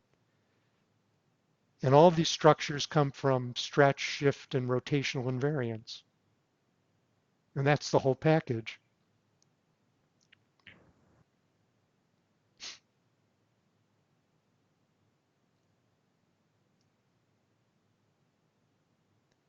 So, I mean, it would be fun to have a class where we just collected data and we looked at data that were published for classic studies or interesting studies that just come out of the literature just by reading, every week, look at Science and Nature, PNAS, and just take studies, take the data, and then just look at the patterning in the data and look at the scaling relations, look at the mechanisms, look at the dimensions that are used, understand the dimensional inversions that would get you from one scaling relation to another in relation to mechanisms that are proposed and what's understood and what isn't. And I think you could have a spectacular class that would really just deepen our understanding of things, but it's something that hasn't been done yet. Yeah. That'd be really fun. Yeah. Yeah, I would enjoy doing it. It's a lot of work, but it's actually it's surprisingly not that hard. The number of techniques that you have to master. I've written Mathematica programs so that if you give me the data of a probability distribution, Mathematica has this brilliant function which will fit probability distributions to data. And it knows most of the common probability distributions already. And so you just give it the data and you say, what's the best probability distribution fit to the data? And it will tell you. And when it tells you the probability distribution, it tells you the scaling relation because the probability distribution is e to the minus lambda times the scaling relation. So Mathematica has a built-in function to take data and tell you what the scaling relation is in terms of simple logarithms, log, linear, and exponential forms, because almost all of the probability distributions are basically simple scaling relations in terms of log, linear, and exponential. It will do this for you. It's just like it's already programmed. It will say, give me the data, I'll tell you the scaling relation. And then Mathematica is really good at doing Fourier transforms. So you can get, if you've got a mechanistic feeling for dimensions and you want to know about data in different dimensions or how things happen, you can just tell it to, well, give me the Fourier transform. Let's do a dimensional inversion. Now what does it look like? You know, it's sort of already programmed in, and it's just like trivial to do. MATLAB also has a toolbox, basically does the same thing. It does what? MATLAB also has a toolbox. Oh, MATLAB, yeah. And MATLAB does it. I think for this, I would prefer Mathematica. MATLAB is really strong at some things, but Mathematica is a little better because it's intrinsically symbolic. MATLAB has symbolic stuff added on as sort of a secondary thing. It's much better, but numerically it's fantastic, MATLAB is. And the power of Mathematica is really brought to bear on this because it's intrinsically it's really good at manipulating probability distributions. So if you have, once you get the scaling relations, these are all functional things. Once you have the scaling relations as functional symbolic representations, then you can ask questions about mechanisms, generative processes and mechanisms, and do it all symbolically, because what you do with the data gives you the scaling relation. Then you have the scaling relation, and then the trick is to manipulate this symbolically and mathematically. And so, you know, I'm not arguing about tools. If you like to do it with MATLAB, it's fine. But it's important because you're a little bit constrained in MATLAB, and you don't get the real power of how easy this is to do. That in Mathematica, it's just shockingly easy to get these things. You know, because the way you get the scaling relation is you just take the logarithm of the probability distribution. This is where information theory comes in, right? The logarithm of the probability distribution is the scaling relation. So log p, what's log p? If p is e to the minus t, then log p is minus t. So log p is, right, that's entropy information. So t, the scaling relation, is just log p. So the whole world of entropy and information relates to my scaling relation by just simply, it's just direct, right? Probability distribution is e to the minus lambda t. The logarithm of that is minus t. Log p is minus t. So the scaling relation is just the probability pattern on the logarithmic scale, which is why I said that information theory is really a consequence of scaling, because I take scaling and symmetry to be somehow basal, and the whole log p thing to be a consequence of those things.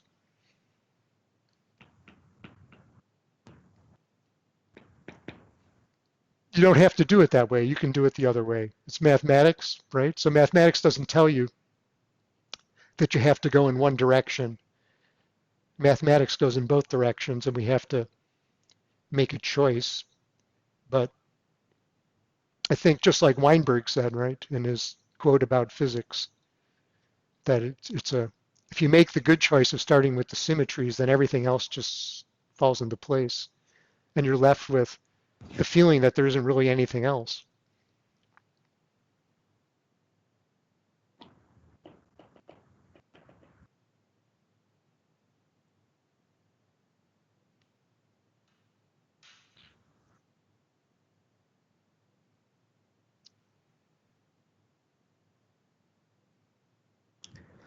So thinking about how to, like in any individual study or paper, what amount of the things that go into like the eventual understanding, like we found that this mechanism is the most consistent with all the data, et cetera, et cetera. Therefore, we believe it over all the others. Mm-hmm. that seems to me like the goal of a field over many years. Is that also your feeling, or? Well, I don't know other fields. I only know a subset of fields. I know the cancer literature. I know certain biological fields. I don't know physics very well at that level. I only know physics from an abstract theory point of view. So I can't really answer that. I think, I'm sure that different fields have different standards and do better or worse on my scale of what's better or worse. Um, the tree data ecology thing. Ecology is interesting because ecology is very used to looking at aggregate patterns and in some senses very sophisticated among biologists, and at the same time it's very weak, um, as evidenced by this tree example. I mean, these people who wrote the paper are very sophisticated, highly regarded people, and they're good scientists. I'm being hypercritical, but I think hypercritical is a good thing if we're really trying to understand. I mean, the whole point of science is to take what's known and go beyond it, which means that the nature of science is to be hypercritical of what people do, no matter how good it is. So I just want to add that I'm not being critical in the sense that I think that anything that was done was bad science. I just think that we've gotten to the point now where we can see beyond what's been traditional and go another step. And I think there is a real defense. I think the tendency for a negative reaction is a certain defensiveness. Like, are you saying that like everything that we're doing is just crap? And it sounds a little bit like that, but I think it's just I don't really feel that. I really feel that it's just that you should always take what's known as just the past. The second it's known, it's the past. I think that's a hard thing for people who are not scientists to understand, for sure. And in science, because of the ego, reputation, career, publication thing, it's hard for people to take that. But I think we just need to.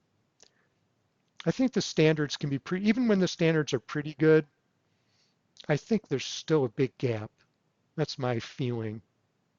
I still think there's just a tendency, and I've talked to physicists some at meetings and things, and I get the real blowback. There's like, well, you're not really interested in physics. You're taking all the physics out of it.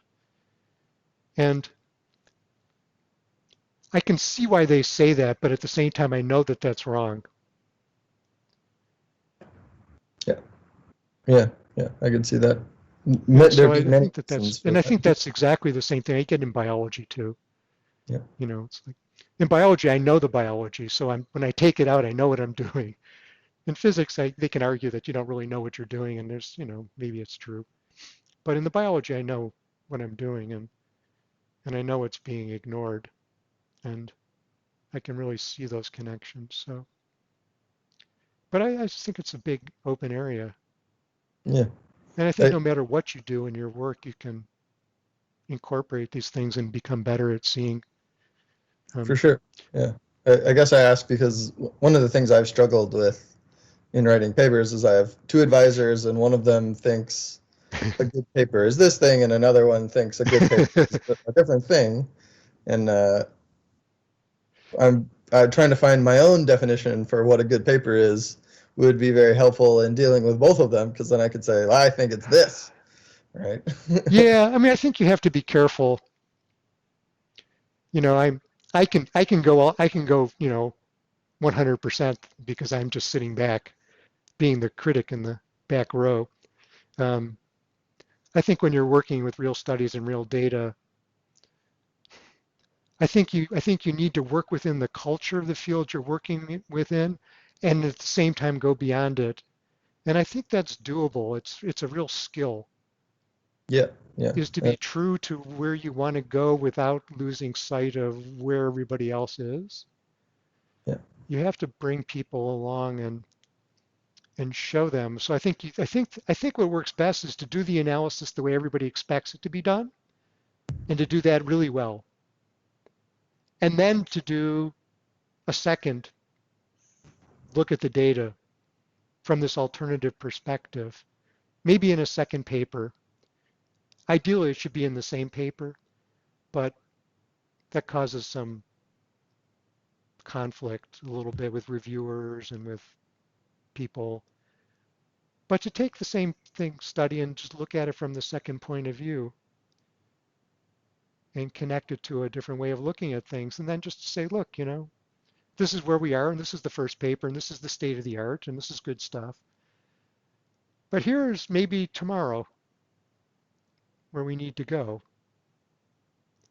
And it's such a different paper in terms of the writing and the language and how you put things together, that although they should go together, if you try to make them go together, you're just asking for agony.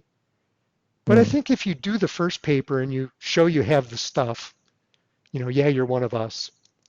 And then you write the second paper and you take it as going further, then people can ignore it if they don't like it, but they won't be negative about it. They'll just ignore it.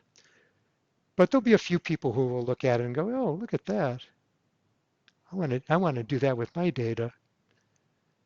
And when you have a friendly audience who might be willing to do it, you can give a talk and you can throw in a few slides at the end going, and we, there's some new ways I'm looking at things. And I think it's pretty exciting. It's pretty new, and we don't quite know how to say it yet. But I think it really provides some new insights. And I can't give you a lot of strong conclusions yet because it's new and nobody else is doing it. But hey, look at it this way. And look at that, we did this dimensional inversion with this stuff. We plotted it this way, and now we're looking at it in this different scale. And look at what we're doing. We're getting, these fat tails, and then now we're looking gamma, and now we're understanding mechanistically what does that tell us about multiplicative versus linear generative processes and how these things are created. We were looking at it on this one scale, and now we're looking at it on this alternative scale, and we can see things from both points of view.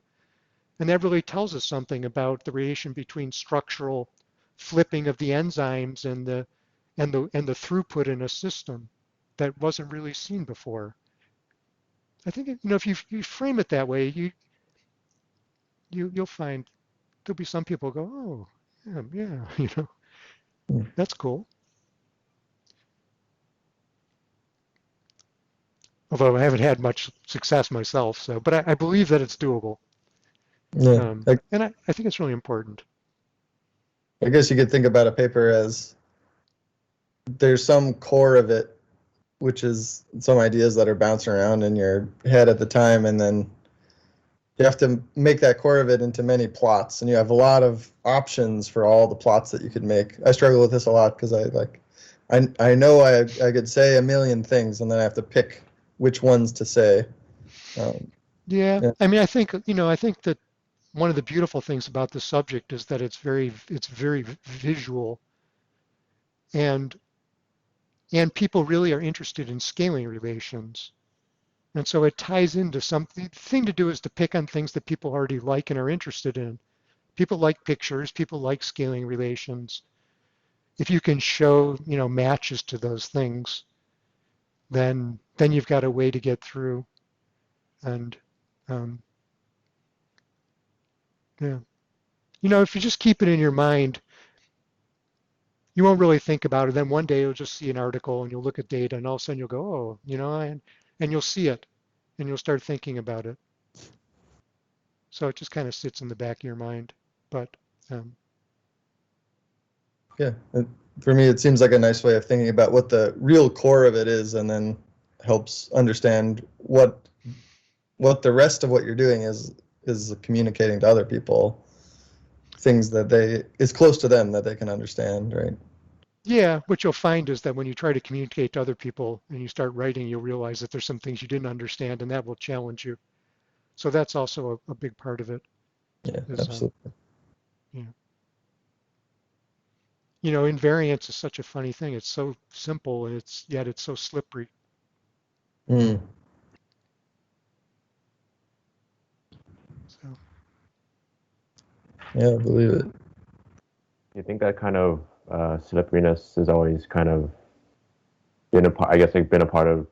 I guess I wouldn't really say plagued, but I guess it's always been an issue. And just, I guess like you have an idea about something and communicating that, and then you get some pushback. I guess is that just the name of the game in terms of being a scientist?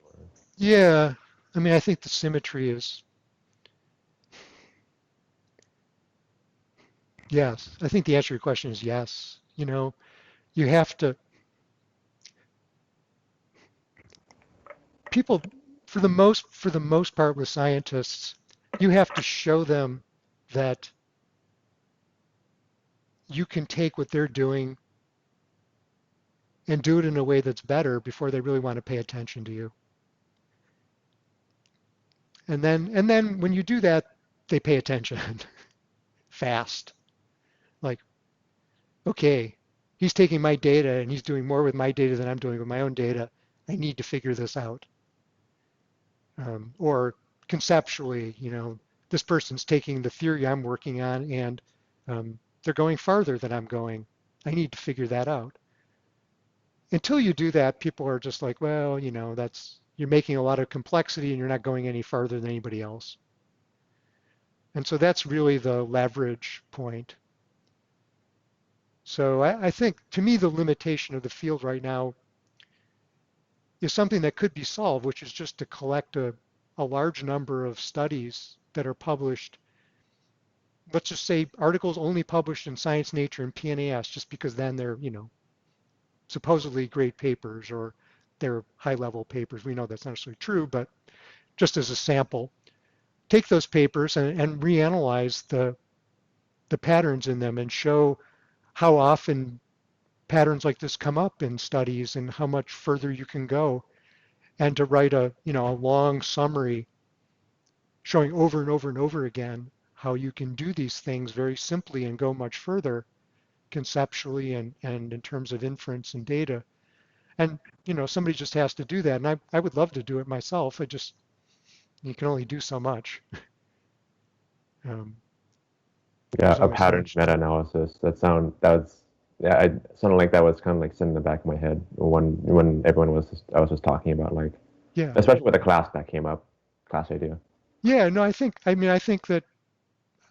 is doable, and I think it would be, one could collect together a significant number of studies that do this and show a variety of conceptual and empirical and analytical things that really work and help people see data and understand, and achieve their goals.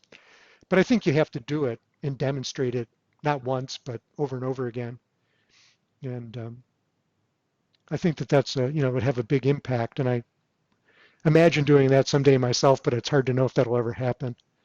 Um, Mm. yeah. I mean, you'd have to devote some time to it. Yeah. Not that it's hard. I actually don't think that there's that much hard work to do conceptually. There's always something that'll come up. Yeah. But I feel like most of the concepts are somewhat ordered by now. And it's really just a matter of doing it. Anyway. Is that a product of a year, many years of work, a month? What do you? Well, it depends on the scale. I think that one could do, get 2 or 3 examples from a discipline and do that in a month or two. Mhm. And the best way to do that is just to work in an area and keep your eye open and collect some stuff in your normal day-to-day life in whatever area you work in. And after you have, 3 good examples, to try to work it over a bit and put it together. I think putting together a larger thing in a book or something, that would be about 2 years probably of Mm. full-time effort. Um, but that's, it doesn't have to be done at that scale. Right, right. Um, Within a field versus from many fields. yeah, I think probably be more successful. I think the smaller scale thing would actually be more successful. Um, I'm personally attracted to writing a book because I just have so many ideas bouncing around, and I would love to show how they all fit together and the range of things that they apply to. Um, and I would like to achieve all of that, but I think that probably would be much wiser to just achieve it on a smaller scale first, and then just to build up, you know, doing that a few times, and then eventually you would have written the book by just having achieved it on a smaller scale. Um, you know, again, the first thing to do is just keep your eye open when you're reading for any reason, and just look at papers, and when you see them, just consider whether this is useful. You know, it's always a complementary in the sense of adding on to, you know, you're always going to be looking at any study in your own field with regard to mechanism and what you're interested in biologically and scientifically. So what would we be doing? Is it that we would be describing to the field what process, like what kind of information their processes retain? Is that the goal? To say at some fundamental level, this is what all the things that you guys are looking at, or is it something different? It's hard to say. I mean, it's hard to have the article not come out very negatively. The things I can give examples. So there was the tree data example. Okay, that was a lead article in Science. It's a great article, but I think I found it extremely interesting to see that it was just a scaling relation and that it was actually quite consistent with had a very strong normal pattern with a simple transformation of scale. And so that would be one example. Then another example that sticks in my mind was a lead article in Nature that was published many years ago, where people looked at data on pollinator networks. So these are plant species, and the pollinating species like birds and insects that go to the plants and distribute the pollen. And they looked at the number of different pollinating species for each plant species, and the number of plant species that each pollinator visited. And that's called a bipartate network, right? You've got a network, but you've got two classes, and you've got connections between the two classes that go in both directions. Every pollinator visits multiple species. Every species has multiple pollinators. This is a common structure in network theory, bipartate networks. And so then you have the degree distribution, right? You've got the probability distribution of a pollinator visiting one species, two species, three species. So that's the degree distribution for connectivity. So you've got degree distributions going in both directions. And they published this, and it was an interesting study. They got a huge data set, and they looked at it, and I looked at the data, and I thought, you can guess, right? You can fill in the blank. I looked at those data. This is before I even saw the tree example, and I thought, those data look so gamma-like to me. So I got the data and I screwed around with it. And it's like a pretty good, it's discrete data, but it's actually not gamma, but it's the discrete equivalent of gamma, which is some sort of discrete distribution. But basically it's a discrete power law, and then a tail that's a discrete exponential, and so that translates into some sort of geometric distribution with a Poisson tail or something like that. I don't know. There's some simple discrete analog, and it fit the data extremely well. And so here was their mechanistic explanation. They had a long appendix based on this mechanistic explanation for these data, and they said this is actually just like the garment industry in New York City in the 1930s. You had suppliers. The suppliers have different kinds of materials. And then you've got the consumers. The consumers are people who actually make the garments. And every garment maker, the consumers, might have 2 or 3 suppliers for their cloth because they didn't want to rely on just one supplier.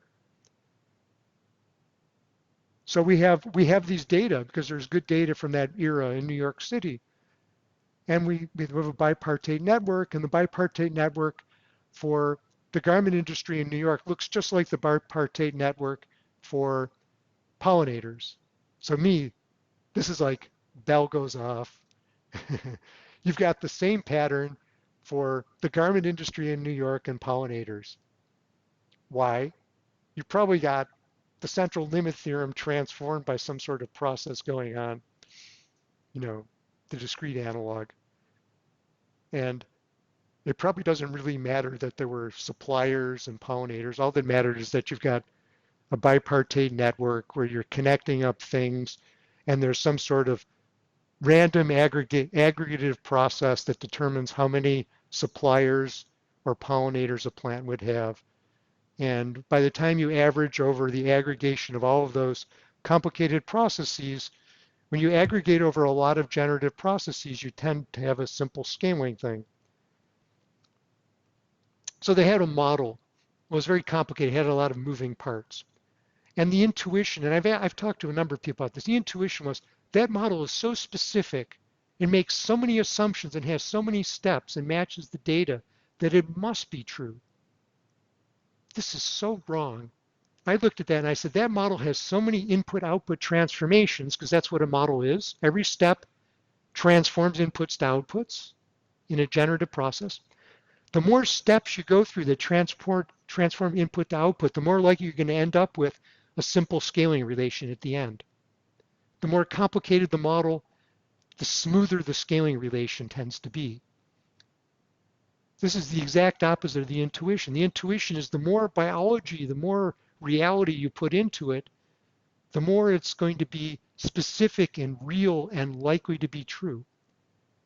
But actually this misses the notion of what happens when you aggregate functions. When you aggregate functions, you tend to smooth the overall input-output across the whole thing into some sort of simple scaling relation, which then turns into a simple probability distribution.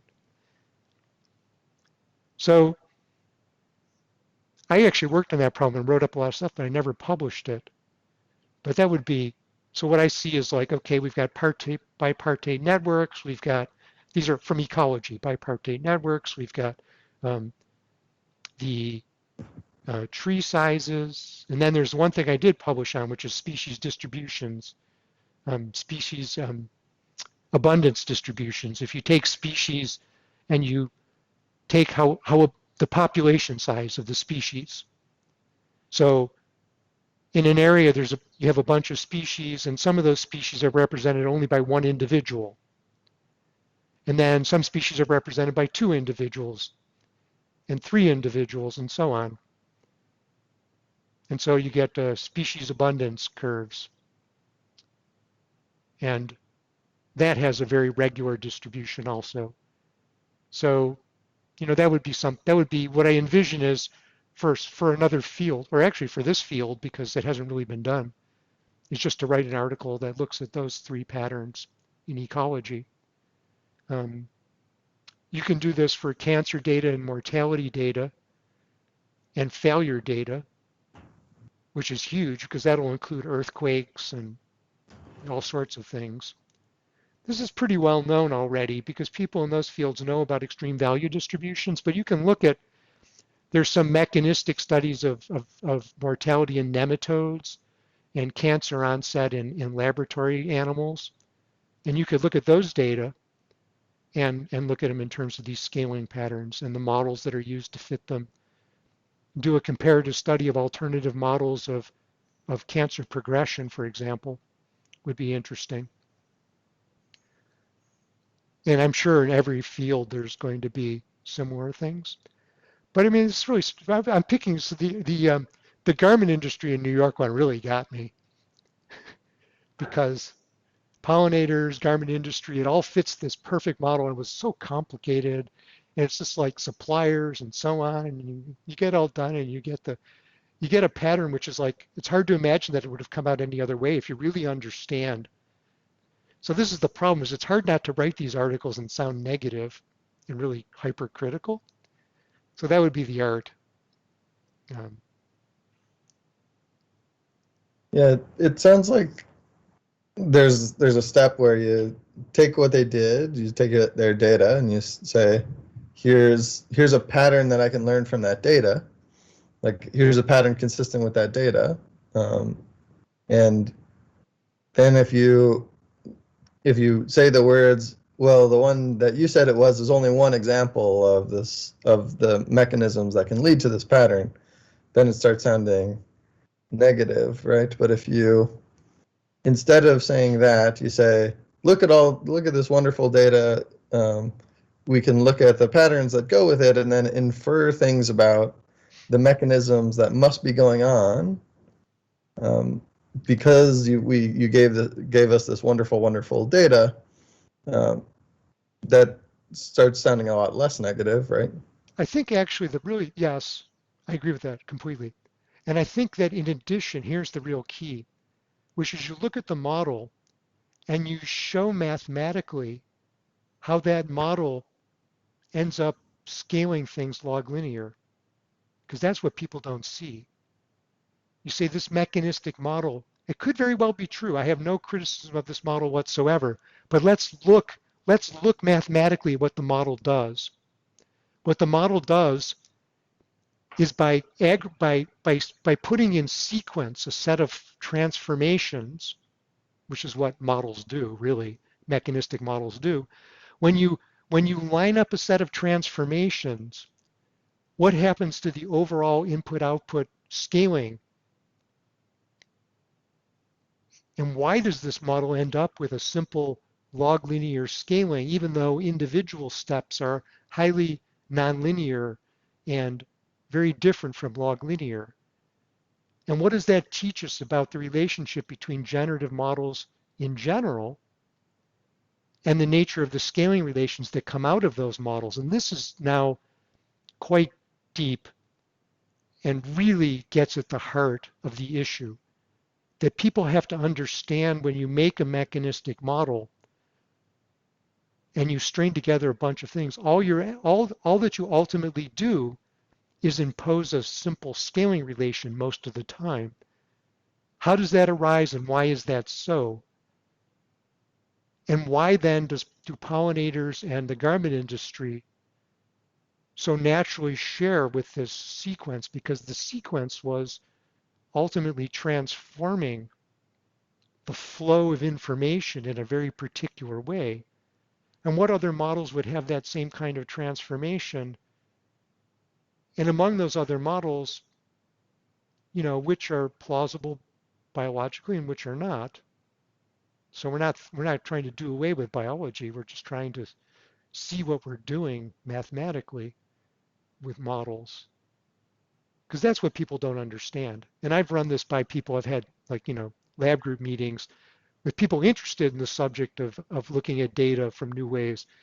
And I would say, imagine you had a very complicated model and it fit the data versus some real generic simple model that fit the data. Which one would you think is more likely to be true? And everybody says, oh, the complicated model, if you give them an example, look at all the biology that's in there. It just really does something for them. And then I say, but look at the model does. All the model does is transform inputs to outputs in a log linear way and nothing more. And all those details, they actually having no consequence. And it's just very hard for people to internalize that. They feel like that's actually where I'm connecting. And you're telling me that where I'm connecting is actually irrelevant. So I'm saying, yeah, you're right. That is what I'm telling you. I'm not telling you that it's wrong. I'm just telling you that there's no information there.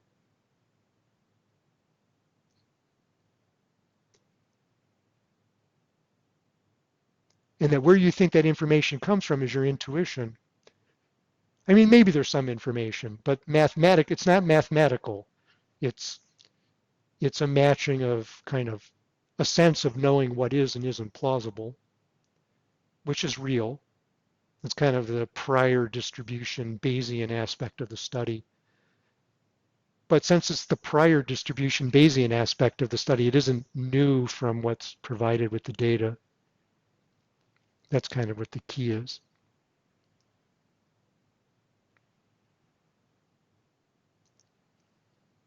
Is there some last step, say for the trees one, we recognize this pattern and we say it's log linear, this is a really interesting thing.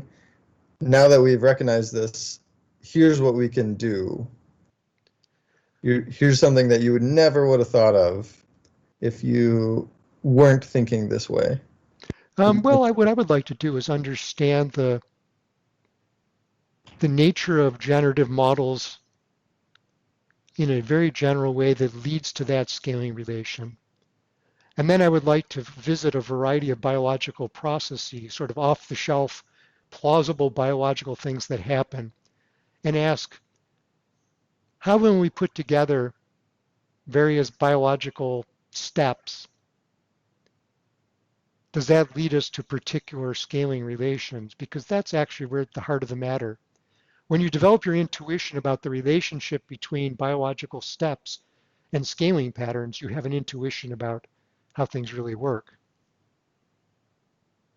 And so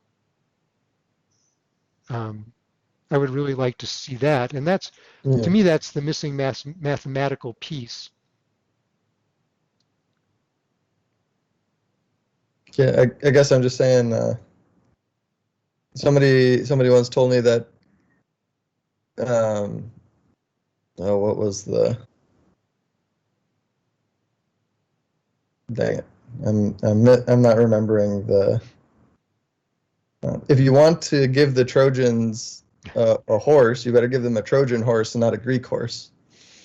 Right? So if the thing that you give them at the end appeals to them, and you say, I only got to this thing that appeals to you by doing the thing that I like doing, it seems like people would be way. Well, I think the your answer to side. that is if you understand the generic structure of how input-output relations cause scaling relations, and you know the scaling relation, then you can show that their model is good within that context.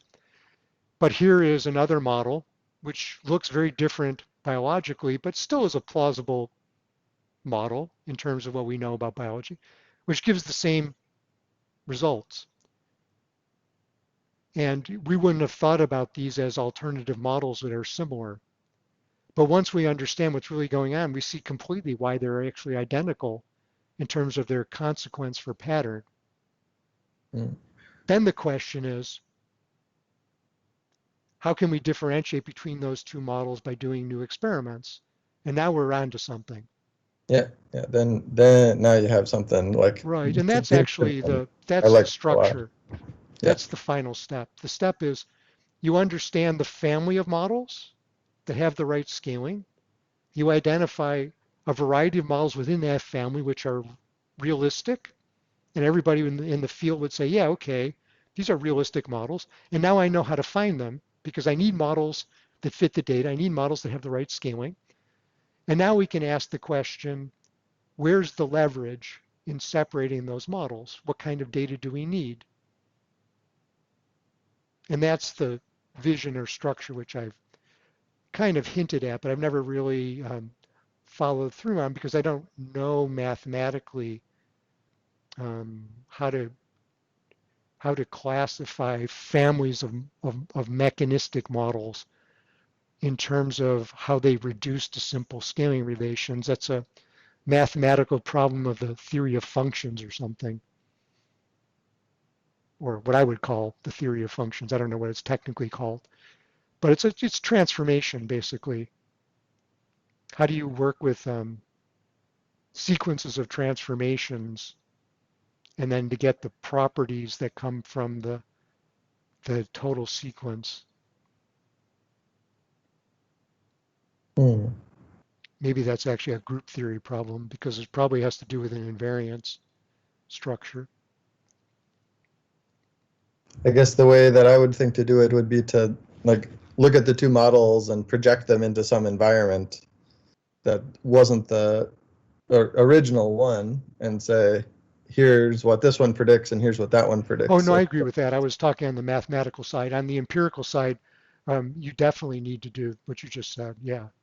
Gotcha. Yeah, and you really need to look for, you can look at the two alternative models and then see exactly where it is that they differ and what sort of perturbations would give you the most information. And I think that's doable. Yeah. Yeah. But you're saying there could be even some more cool mathematical tools that could help you Oh, I identify. think that there's a piece of mathematics which is remaining, which is really interesting, yeah, which tells Uh, us how do sequences of transformations combine to give us an overall um, particular type of scaling. And once we understand that, then you can give me two very different looking models, and I can look at them and say, actually, these look completely different mechanistically, but they have exactly the same consequences. Because I now understand how you've combined a series of steps in mechanisms in your particular study. And that's really crucial. And I mean, if the mathematics for that is known, haven't ever picked it up. I haven't looked that hard. Probably there's already some mathematics that's sort of like that could be mapped onto this problem and then, um, perhaps leveraged to develop in this field. So yeah, that's a missing piece, but maybe to an applied person, the missing piece doesn't mean that the mathematics hasn't been done. It may or may not have been done. It means finding it if it's out there, which is sometimes not easy. yeah, and understanding it in the context of things you know. Yeah, exactly. Well, once you find it, even if it's hard, then the task is in front of you. Finding it is just it can be a real challenge. And asking a mathematician doesn't usually work because they just don't parse what you're saying in the way that they think about things. Yeah. But maybe it would work. I haven't really talked to too many people, so we'll see. Yeah.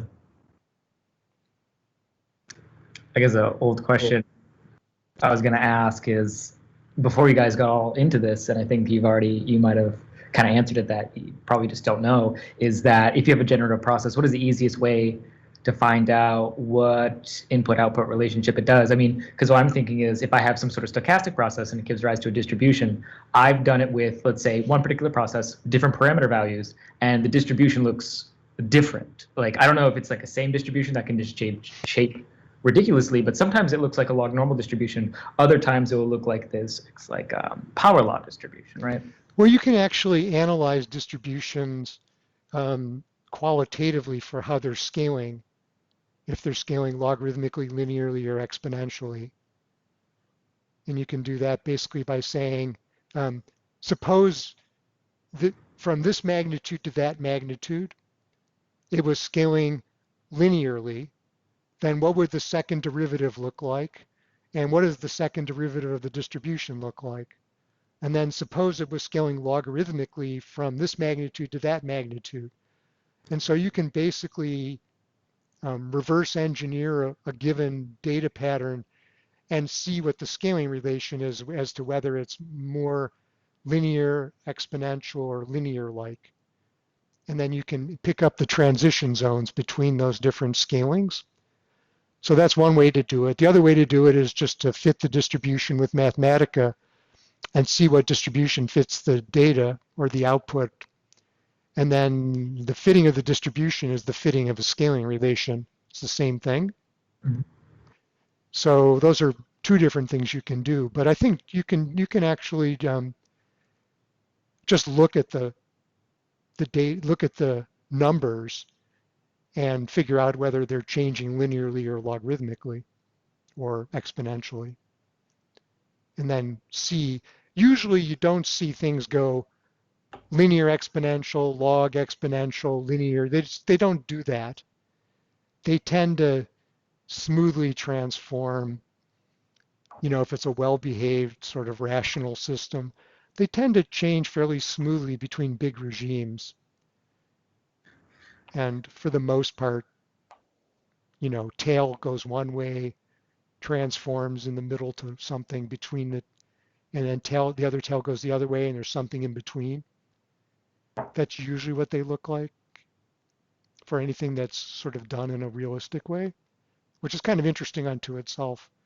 It just says that in any particular magnitude is dominated by addition, multiplication, or exponentiation, and that's the dominant arithmetic combination I mean, that's what I think. That's what I think would give you mathematically an understanding of the scaling relations, is to see whether perturbations are combining additively, multiplicatively, or with exponentiation at different magnitudes, and that would somehow tell you how things are scaling. But I'm not sure. Mm. I guess I guess going back to the the missing piece thing, which I'm guessing is actually looking at algebraically. As you mentioned with like the group theory and whatnot. I guess like I would just say that like at least the idea is certainly plausible because if there's when you have a strong resistance on geometry, algebra is often on the other side of that coin. Mm-hmm. Yes. So it's like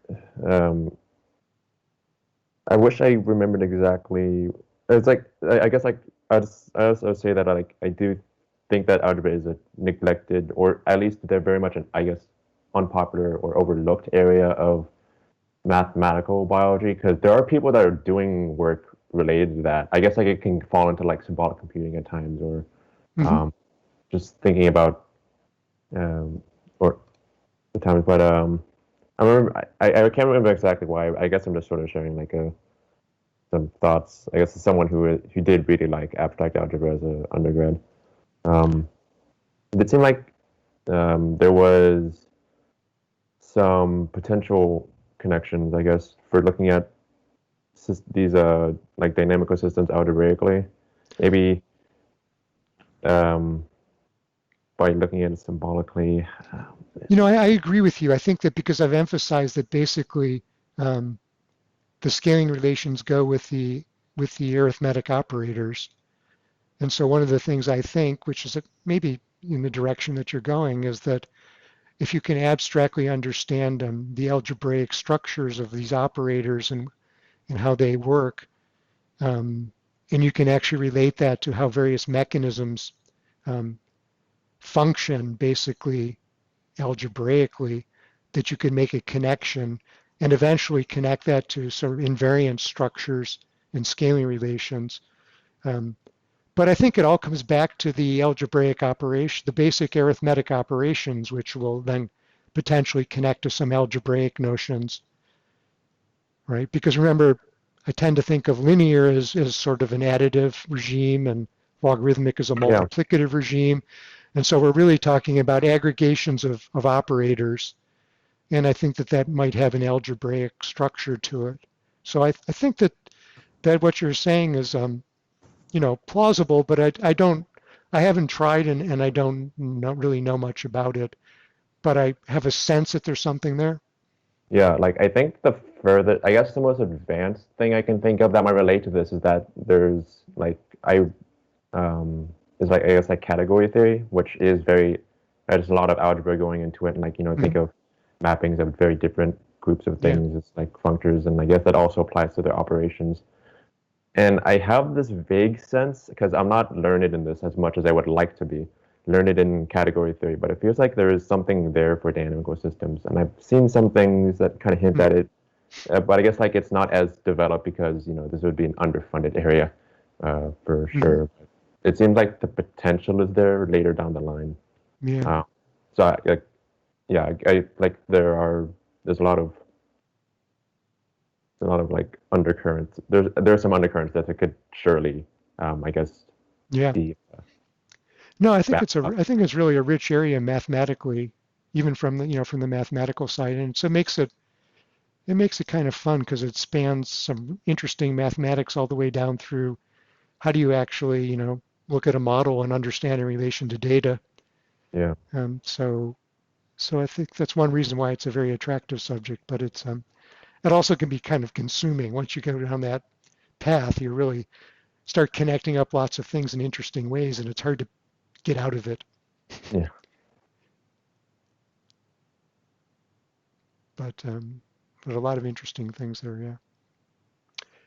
Okay, I think we're going to wrap it up for today. But that was a great conversation, so thank you for that.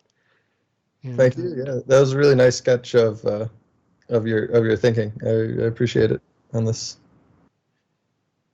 Oh, great. It was fun. There was a lot of great questions. And so anyway, we'll see you in a couple Wait. days, and then we'll I wrap will- up the course. So